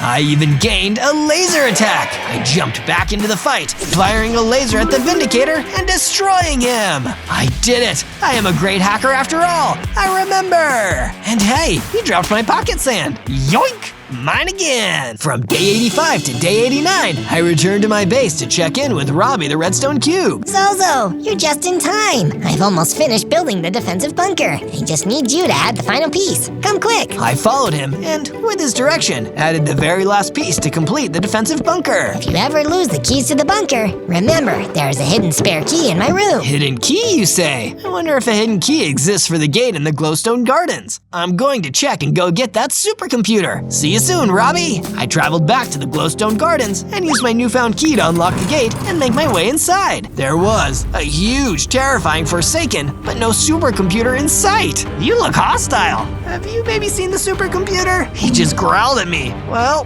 have it your way. I attacked with my laser beam, then rushed in with my sword while he was stunned. Before long, the fight was over, and he dropped the legendary supercomputer. I guess the supercomputer was here all along. From day 90 to day 94, I left the Glowstone Gardens and was shocked to see Mr. Robot standing just outside. Zozo, I thought I'd find you here. I wanted to offer you the chance to join me once more, to leave this being a hero nonsense behind and get back on the cool side of history. No thanks. You lied to me, you tricked me, and I can never forgive you for that. Plus, there's the whole world domination thing. I'm sorry to hear that. Well then I guess I'll just have to do this. He knocked me back, and I dropped the supercomputer. And to rub the salt into the wound, he even dropped a cage on me. Thanks for picking this up for me. It'll make my plan so much easier. See you never. From day 95 to day 97, I used my laser attack to blast my way out of the cage and escape. I've got to go tell the assassin what happened. I ran all the way to the redwood forest, and when I got there, I saw that it was in ruins. I tried to take out the fires, but in the middle of it all was the assassin, and she was badly wounded, near death. Oh no, Mr. Robot must have come here already. Indeed, he did. Oh no, I'm so sorry. No time to be sorry, Zozo. You must recover the supercomputer from him. You can do it. Use the strength within you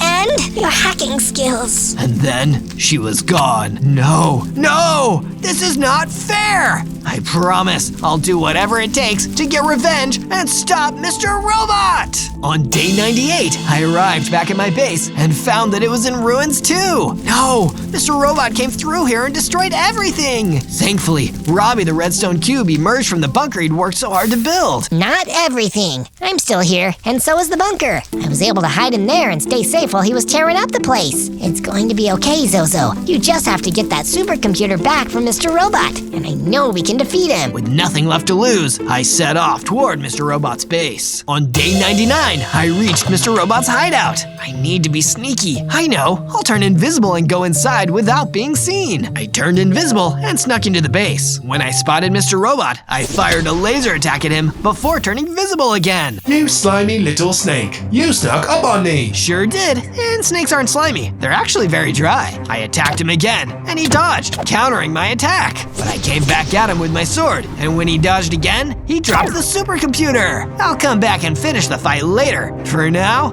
I need this. I ran back to my base with the supercomputer and took it into the bunker. All right, let's see if I remember how to do this. I booted up the computer and input a special code. Suddenly, the damage to my base was repaired, and I felt stronger. I did it! Well, I did the first part. Now it's time to take down Mr. Robot once and for all. On day 100, I strode confidently into Mr. Robot's base, ready for our ultimate showdown. This time, I didn't use any invisibility tricks. I marched right up to him, grabbed my pocket sand, and threw it in his face. Ow, my robot eyes! While he was preoccupied with the sand in his robot eyes, I fired a laser attack at him, knocking him back. He tried to attack, but he still couldn't see where I was, so I rushed at him with my sword. You lied to me. You took advantage of my lost memories to trick me, and you convinced me we were family. But I have a family now, my friends, and I won't let you hurt them or anyone else ever again. With my one final attack, Mr. Robot began to short circuit.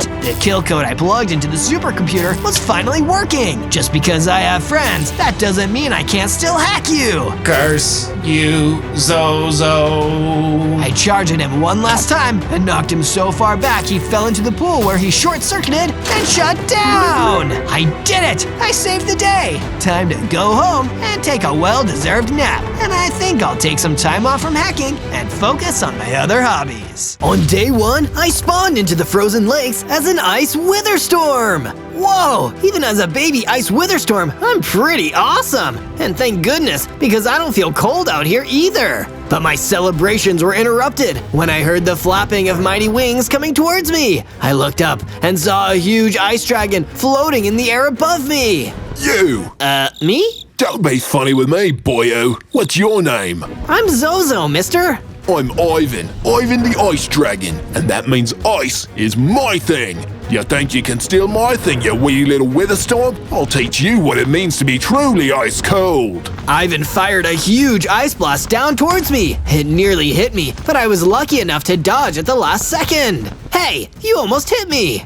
Yeah, that's what we in the business call a warning shot, dummy. The next one will come when you least expect it. You want to keep the icy cred? You've got 100 days to earn it, or frostbite is gonna be the least of your worries. He unleashed an even more powerful ice blast, and this time I just had to run for my life. Gotta beat Ivan, or he's gonna freeze me to my doom. On day 2, I wandered further across the frozen lakes. In weather this freezing, even I started to feel the cold. This is so embarrassing for an ice witherstorm. Maybe I just need some food. I only have 10 hearts. It's important to keep my hunger bar filled up. I searched across the frozen lakes until I finally found an apple tree. It's not easy to grow food in a place this cold, so I needed to enjoy everything I could get. I broke down the tree and ate some of the apples, solving the hunger situation. But it didn't solve the situation of a dread thrall charging out of the distance.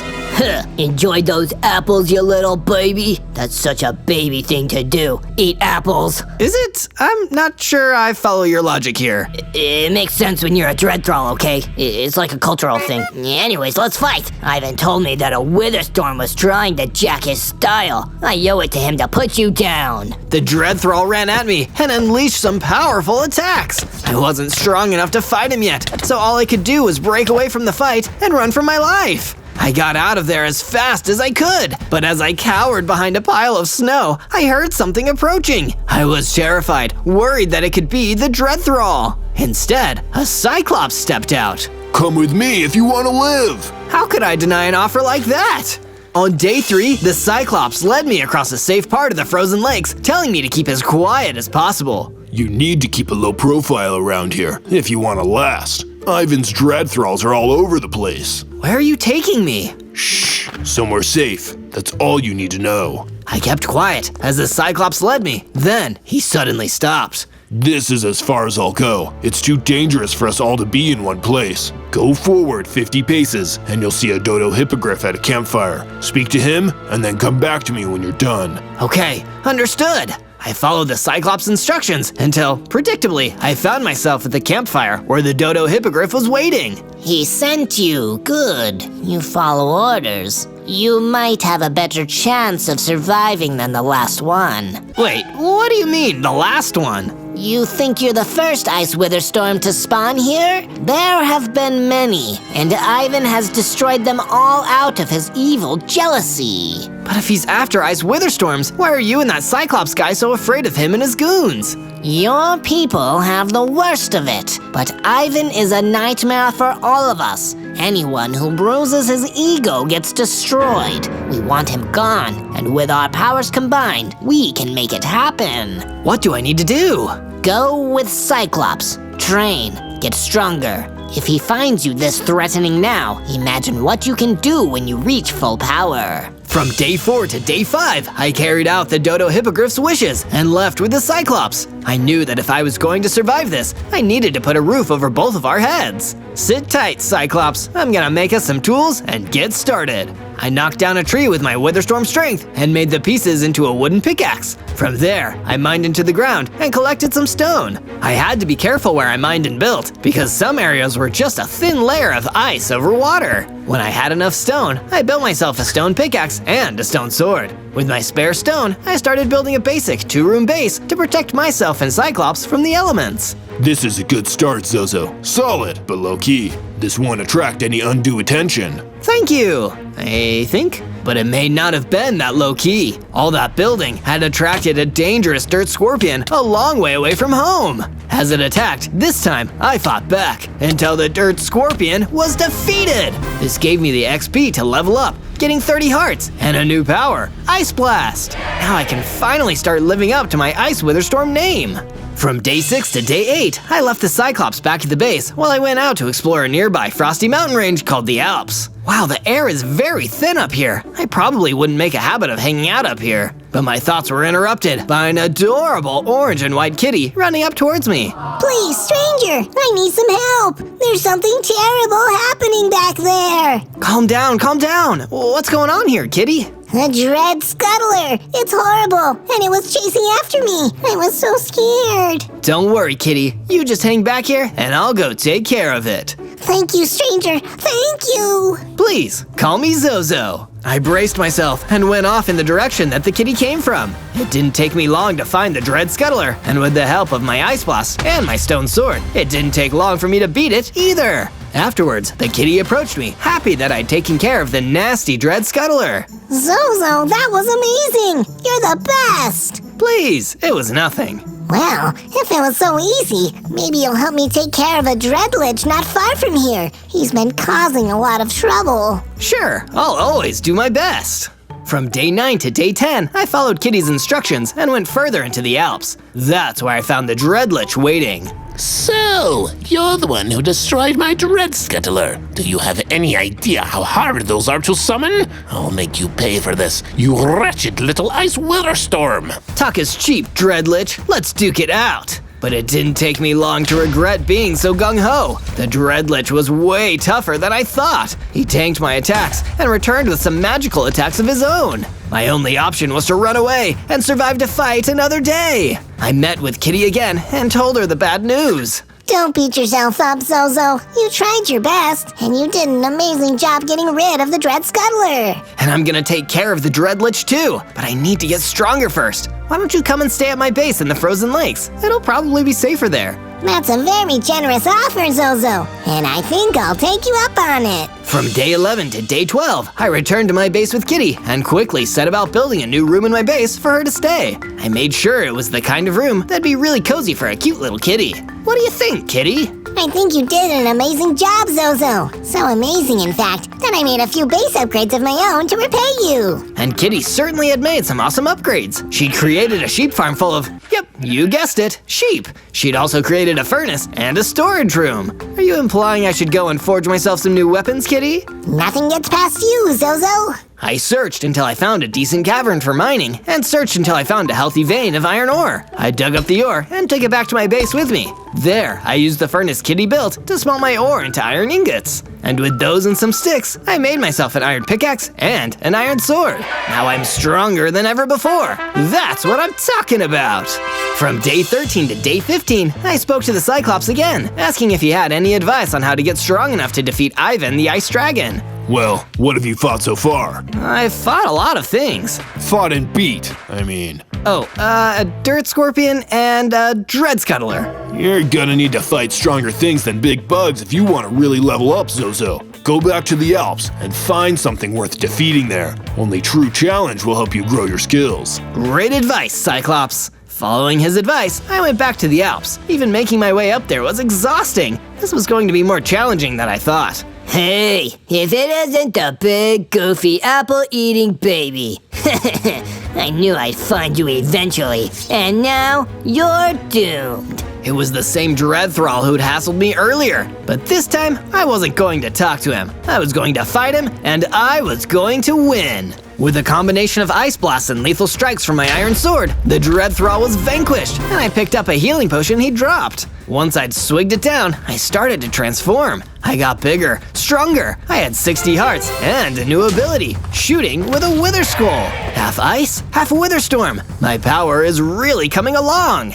From day 16 to day 19, I went from the mountains of the Alps to the even higher frozen peaks. If getting challenged makes you tougher, I'm gonna be as tough as one of these mountains soon. During my journey, I happened upon a book laying on the ground. Its title read, Dread Thrall's Diary. Well, this seems like essential reading. There was a section that read, Ivan's been such a drag since that ICE WITHERSTORM turned up. He's so paranoid and stuck in his own head. He started staying in that base in the eroded Badlands. What kind of ice dragon hangs out in the Badlands? It's way too hot there. He's staying in the eroded Badlands? That's really useful information. I looked up and saw another Dread Thrall standing a few feet from me. Hey, that's my diary, you jerk! Oh! Before he said another word, I blasted the Dread Thrall with a powerful Wither Skull, and he was no more. From day 20 to day 22, while heading back from the frozen peaks, I wiped out a small but vicious gang of coyotes. It feels good to be so powerful. I think I've earned myself a treat. I returned to my favorite mining cavern and collected a few extra chunks of iron ore. Then, I returned to my base and used the furnace to smelt them into iron ingots. From that, I built myself an iron chestplate and equipped it. You probably can't see it in all my Witherstorm swirls, but it feels good to know it's there. With my new power and new armor, I felt the confidence to go back and settle an old score. I returned to the Alps, where I saw the Dreadlich waiting. Ready for me to hand you your Ice WITHERSTORM Heiny, eh, Zozo? I'd like to see you try, Dreadlich. This time, it was a much more even fight. With my Wither Skulls and Ice Blast, this time I put him down for good. Kitty is gonna be so pleased when I tell her. Suddenly, a chill went down my already chilly Ice WITHERSTORM spine. I heard the great flapping of wings in the sky above and saw Ivan the Ice Dragon coming towards me. Oh, there you are, you little plagiarist! You lazy copycat! I'm gonna be the only ice being out here! As strong as I'd gotten, I still wasn't tough enough to take on Ivan yet. I did the only thing I could and ran. From day 23 to day 26, I made it safely back to my base and rushed to tell Kitty the good news. Hey Kitty, remember that Dreadlich you were having trouble with? You mean the one you were having trouble with, Zozo? Well, those troubles are over. I defeated him.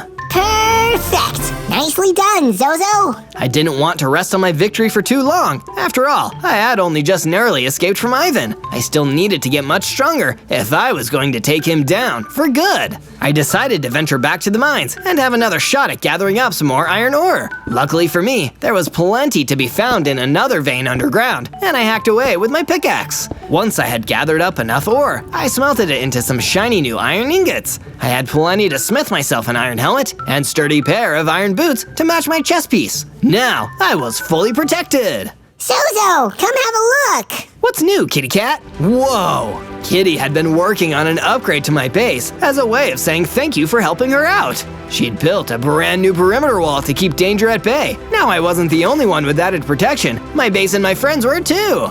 From day 27 to day 31, I headed back to the frozen peaks. Now that a few of the dread thralls and that pesky Dreadlich were taken care of, it was a bit safer for me to explore the area. Although, I had my guard up when I spotted a mighty behemoth. But was he a friend or foe? Relax, little Ice WITHERSTORM. Take a chill pill. Sorry, I can't be too careful with Ivan and his dread horde around. Oh, that buzzkill. Yeah, I can imagine he would have given an icicle like you a really icy reception. Are you gonna keep making jokes like that all day? Sorry, man. I'm just feeling pretty good since you took out all those dread thralls. It's made things around here way cooler. But you know there's still plenty of Ivan's minions around, right? You're right, and it's not safe for you here, Behemoth. Head back to my base with me. Sweet! You're a pretty chilled guy, Zozo. I made my way back to the base with the behemoth. Once we had returned, I was able to grab some wool from the flock of sheep in the pen and use that wool to make some nice decorative banners that really livened the place up.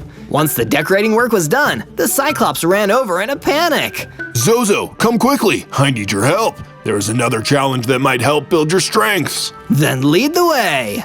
From day 32 to day 35, my Cyclops friend and mentor took me towards the frozen lakes, where we came across a sight that even made my Ice WITHERSTORM self shiver. A swarm of Ivan the Ice Dragon's dread thralls were chasing after Dodo the Hippogriff. Zozo, help! It's Ivan. He's found me. He's on to us. I leapt into battle, swinging my iron sword to chop down some of the dread thralls. I let off an ice blast, then another attack, my wither skull blast. I was desperately trying to clear a path to reach the Dodo Hippogriff, but there were just too many dread thralls in the way. No! The dread thralls destroyed the Dodo Hippogriff. I slashed my sword at them, taking down each and every one of them, until not a single thrall was left standing. But I was still too late.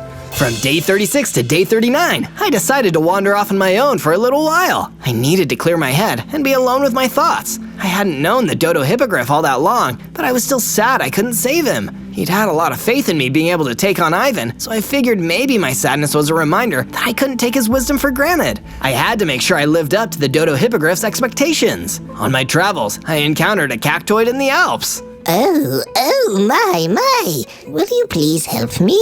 I'm being pursued by a beastly creature. Sure thing. Just point me at the nasty critter, and it's as good as gone. The cactoid led me to the creature that had been coming after him, a horrible hellhound. I grabbed my sword and readied for a fight. After all, the Dodo Hippogriff had told me the path to victory was getting stronger, and any battle was a chance to improve. I took down the hellhound with little effort and went back to the cactoid to tell him the good news. Oh my, thank you, kind, chilly stranger. I've seen Ivan's minions on the move more and more lately. His ego must have been pricked something fierce. Yeah, that dragon really is vain. He took out one of my friends just to get at me. Well, he wants to be the only ice creature around. I imagine he feels threatened by you. Take it from a guy covered in spines. Some people only act tough on the outside to protect themselves on the inside. From day 40 to day 43, I decided it was time to rejoin my friends back at the base. The Cyclops and I had parted briefly after we lost the Dodo Hippogriff, but I thought about what he'd said before. Only with our powers combined could we take down Ivan. Hey there, Zozo. Glad to see you're back. Don't worry, I've been keeping an eye out while you were gone. Thanks, Cyclops. Say, this place looks a little different. Well, I wasn't gonna just sit around on my hands. Have a look around. The Cyclops had worked really hard at making the base more homely, just the thing I needed to lift my spirits after losing the Dodo Hippogriff. He'd built plenty of new bookshelves and even a few comfy couches. You know, Cyclops, it's not like we can sit on more than one of these couches at a time. About that, Zozo, I was wondering if I could invite some guests. There are more Cyclopses like me who have had it up to their eye with Ivan. Would you mind if they came to stay? Not at all. The more, the merrier. After the other Cyclopses came in and found their places, the Behemoth came over to talk to me. Say, Zozo, when you've got a moment, I also have a favor to ask you. From day 44 to day 49, I set off from my base to carry out a quest that my friend the Behemoth had given me. He said that there was a silver lobo hiding somewhere in the frozen peaks, and that he had some useful info that would help me taking down Ivan, if I could take him down, that is. But while I was beginning my search, I heard the flap of 2 icy wings and had to leap out of the way as Ivan arrived, swooping in for an ambush. There you are. I thought you would have given up after my dread thralls killed your poor friend, the Dodo Hippogriff. You know, he'd still be alive if you had just turned yourself over and let me destroy you, little Witherstorm. What's your problem, Ivan? You're really going out of your way to try and stop me from getting stronger. Seems like you might be a little insecure. You're a pest, nothing more than a chilly breeze. I'm an ice dragon. I should be the master of the freezing cold. I'll unleash a whole new ice age on this world, an endless deep freeze. But as long as you're around, you're in my way. So let's see if we can't fix that little problem. Suddenly, a monstrous reaver burst out of nowhere and came charging towards me. Ivan had already flapped away, leaving his minion to take me on. This creature might be my toughest fight yet. From day 50 to day 53, I got to fighting the Reaver. This thing was one of the most powerful mobs I'd ever seen. It was all brute strength and rage. I deflected its blows with my iron sword, the occasional hit knocking into my armor and causing me a little damage. I'd need to keep my cool if I was going to defeat this monster. Wait, that's it! I blasted the Reaver with my Ice Blast. While the icy attack didn't freeze it completely, it did slow down the beast's attacks. I could dodge out of the way of its fist a lot easier now and got around behind it to deliver the final strike with my sword. The Reaver fell. I had not only survived, but I'd beaten the creature too. But my trusty iron sword was looking a little worse for wear now. Although, much to my surprise, the Reaver dropped something that could come in real handy later on, some mystical diamonds. I'll stash these in my inventory for now, but they could make me a great replacement for my sword. As soon as I touched them, I was granted a magical vision by the mystical diamonds. They showed me a little dragon, just newly hatched. It was Ivan, as a baby. He was scared and all alone, left abandoned on the top of a frozen peak. So that's why he was such a bully. He'd felt so helpless, and now he wanted to be the strongest around to avoid that feeling, even if it meant being mean to others. From day 54 to day 57, I continued my search through the frozen peaks until I finally came upon the creature I'd been searching for, the Silver Lobo. This thing was nasty. I didn't even have a chance to negotiate or come up with a peaceful solution. It just lunged straight for me. Lucky for me, I had already tangled with a Reaver and survived, not to mention all the Dread Thralls I'd taken down. So with a few blasts of Wither Skulls, the battle was over as quick as it began. And then, I saw the thing that was so handy that the Behemoth had sent me here in the first place. The Silver Lobo dropped a map. It had been tasked with guarding a location that obviously Ivan didn't want me getting to, so I grabbed the map and made the trek back to my base. I needed to speak with the Behemoth. Hey there, Zozo. It sure is cool to see you back in one piece. Say, Behemoth, why send me after this map? Well, I figured you should go to where it leads and find out for yourself. Will I find out why Ivan wants to stop me from getting stronger? Oh, I can tell you that. He doesn't like being the weak one, and you intimidate him. An ice dragon like him can harness the frost and the freeze, but you're cooler than cool. You're ice cold. Ice withers are made of pure frozen magic. He only wants to hold you back because he knows you could outmatch him. From day 58 to day 62, I decided to do some more work on my base now that I was back for a while. I upgraded our sheep pen, making it more spacious for the flock so they could roam around a bit easier. Then, I took a look at the map I had gotten from the Silver Lobo and started to follow it to see what all the fuss was about. It only led to a mine filled with diamonds! No wonder Ivan didn't want me finding out about this place. I got to work mining as many diamonds as I could carry and raced back to my base so I could turn them into useful items. Before long, I had a brand new diamond sword to replace my worn out old iron one, along with a new diamond pickaxe to make mining a breeze. Then, just as I was finished, my Cyclops friend came up to talk to me. Zozo, I noticed some of my fellow Cyclopses were a little bit chilly, so I made a brand new fireplace with them. Hope that's okay. Sure, even though the cold never bothered me anyway, I'm glad you guys can keep warm. The Cyclops and his new pals had even built a whole new comfy living area for everyone to show their appreciation for being allowed to stay in the base. I had to admit, I was pretty impressed with what they'd done with the place. From day 63 to day 66, I decided to ask around my base for some advice. I knew I still wasn't tough enough to go head-to-head with Ivan yet, but I had to do something to get back at him. And besides, the Dodo Hippogriff had made me realize that teamwork was the best way to putting a stop to Ivan's plans. Eventually, the best advice came from Kitty. You know from that Dreadthrall's diary that Ivan has a base in the eroded Badlands, right? Well, why not go and scout the place out? You don't have to go in or try and face him. Just take a look from the outside to see what it looks like and how to get there. Good idea! A recon mission! Thanks, Kitty! No problem, Zozo. I made my way to the eroded Badlands, making sure I kept to the shade as often as I could, since the Badlands were so much hotter than the frozen lakes. Even though ice witherstorms like me were pure enchanted ice, I didn't want to run the risk of melting. I was able to get a good look at Ivan's base. It was well guarded by plenty of his minions. The place was crawling with Dreadthralls. Getting inside was going to be tricky unless I got a lot stronger. Suddenly, I caught the sound of someone sneaking up on me. It was a siren. Oh no, I thought. One of Ivan's perimeter guards had found me. But to my surprise, she wasn't with Ivan at all. You're an Ice Witherstorm. Then the rumors were true. Come with me. There is something I need your assistance with. From day 67 to day 70, I followed the siren as she explained what the problem was. One of Ivan's dread beasts drove me out of my home not far from here. It's an incredibly territorial creature, and I can't convince it to leave. I need someone to, well, not to be indelicate, but someone that can remove it. No problem, Miss Siren. I'll handle it. Sure enough, there in a clearing sat the vicious Dread Beast. It immediately sensed the presence of an ice witherstorm in its territory, and I got ready for a fight. After all, I'd been looking for a chance to test out my new diamond sword. The snarling Dread Beast was quick, but only a little bit harder to defeat than one of the Dreadthralls. I swung my sword at the monster, and it fell, bested in combat, and now the siren's home was free from the nasty intruder. Oh, thank you, Zozo. I wish I could offer you more than just my gratitude, but know that should you ever need a helping hand, I will come to your aid. Wow, thanks, Miss Siren.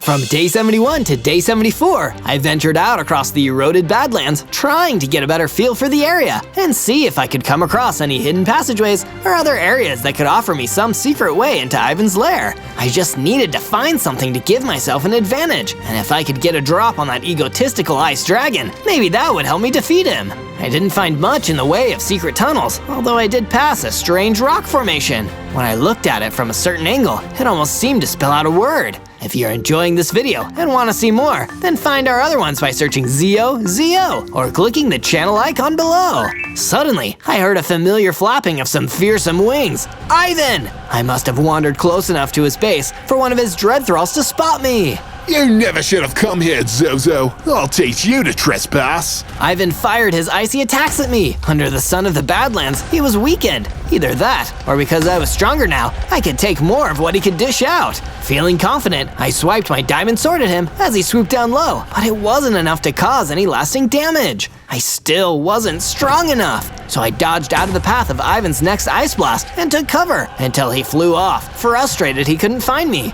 He wasn't the only one feeling frustrated though.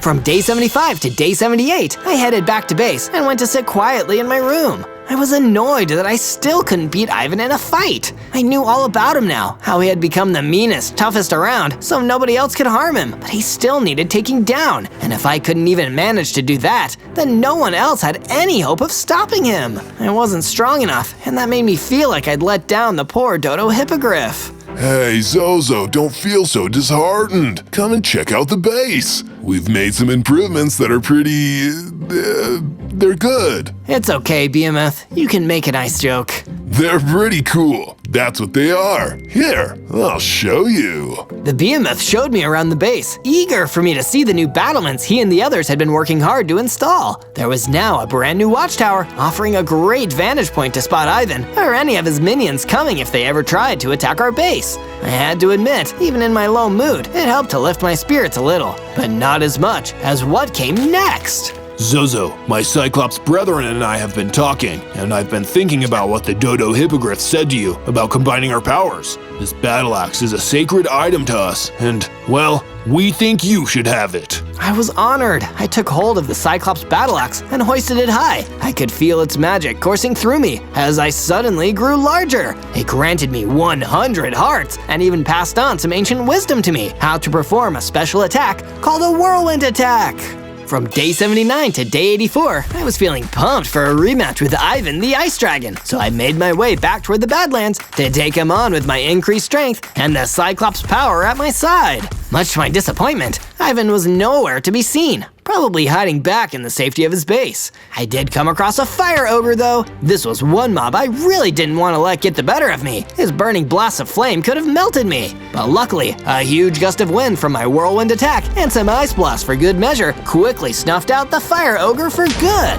But before I could celebrate, I got quite the fright when a ghost appeared behind me. Hey, don't sneak up on me like that. My apologies. I've been wandering these Badlands for longer than I could remember. Just looking for where I fell in my last life. Well, I'm sure I could help you look. The ghost and I searched around for a while, and he seemed to be pretty grateful just to have someone to talk to after being on his own for so long. After a little digging, we came across a shiny diamond helmet. You found my helmet! This must have been where my body was. Thank you, Zozo. Now I can rest. Here, take my helmet. I'd rather it went to someone worthy like you. This was perfect. Some added protection from attacks would give me an edge against Ivan.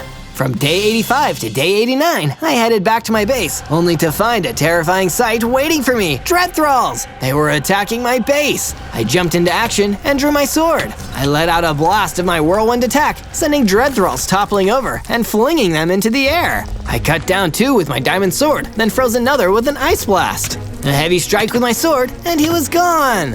Ah, jeez. They promised that ICE WITHERSTORM was just a big, goofy, apple-eating baby. That's no baby. Let's get the heck out of here. With that, the remaining Dread Thralls ran off, and I rushed after them. I had to make sure they didn't make it back to Ivan. If they led him to where my base was located, he could destroy all of my friends. I wasn't about to let that happen. I chased the Dread Thralls across the frozen lakes until they were pretty far from my base. I almost lost track of them, but thankfully, I passed a pink pixie who pointed me in their direction. Hurry, Zozo! Those horrid brutes are tearing through the lakes, causing chaos! Please, give them what for? From day 90 to day 94, I caught up with the Dread Thralls. They'd ran all the way back to the eroded Badlands. If I didn't act quickly, they'd reveal the location of my friends to Ivan, then he'd attack. They were approaching Ivan's base when suddenly the Thralls stopped. A hideous creature came out to meet them. It was a Gorgon.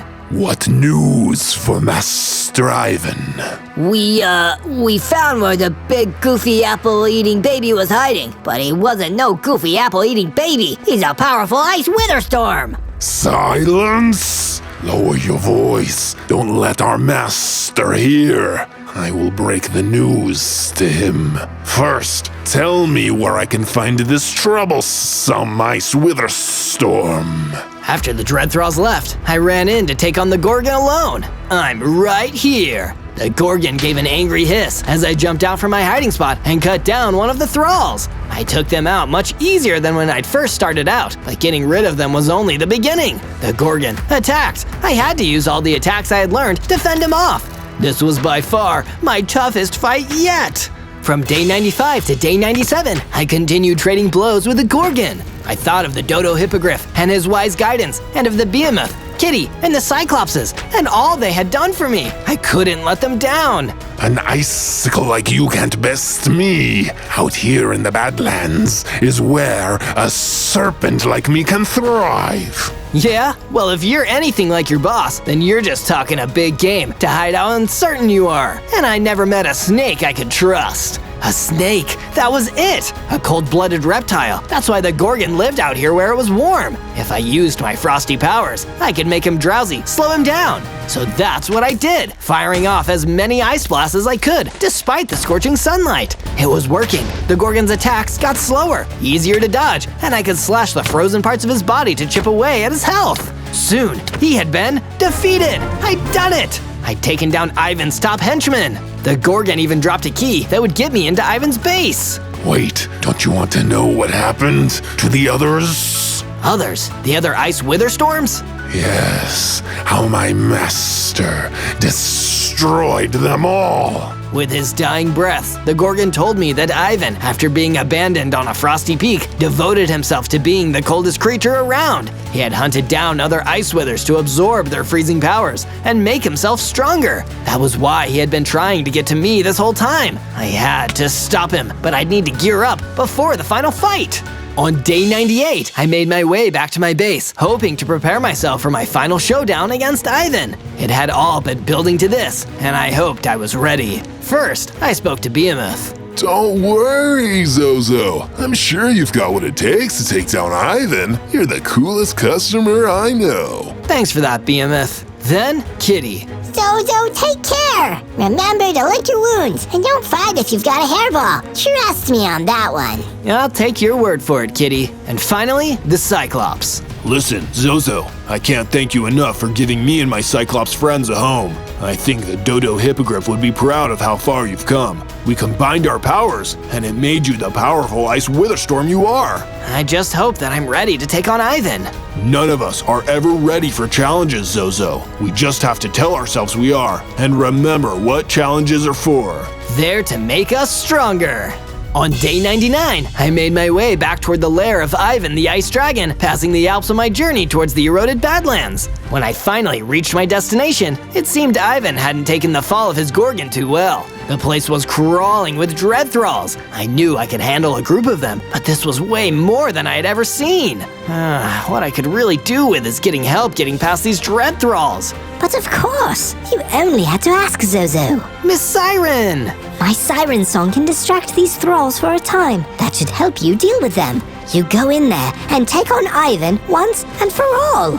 On day 100, I made my way into the heart of Ivan's lair and came face to face with the frozen dragon himself. So, you've come to get melted, like all the other Ice WITHERSTORMs. No way, Ivan. I'm here to stop you. I understand why you feel the need to be so tough, but it doesn't excuse hurting people. I am tough. Why do you think that me, an ice dragon, would make my home here in the eroded Badlands? Because I'm strong enough, cold enough to withstand the heat. Let's see about that. We clashed. The fight was on. Ivan was much bigger than me and could fly, so he already had a few advantages I didn't. But I had plenty of my own. I was smaller, faster, and far stronger than when we had last fought. Like before, I kept trying to take some swings of my diamond sword whenever Ivan swooped down low and came in for an attack. This was working for a bit, but Ivan quickly realized what I was doing and began to stay, hovering in the air to evade my sword strikes. Flapping his wings to stay above me, he launched icy blasts my way, and I had to dodge as quick as I could. But that gave me an idea. too can play that game, Ivan. I've got the power of ice, and the Cyclops is on my side. Moving quickly, I used my Ice Blast. Then I stayed out of reach and fired some Wither Skulls his way. It worked. One more swipe of my Diamond Sword would finish it. Hey, Ivan, you really need to chill out. Boom! Ivan the Ice Dragon was defeated.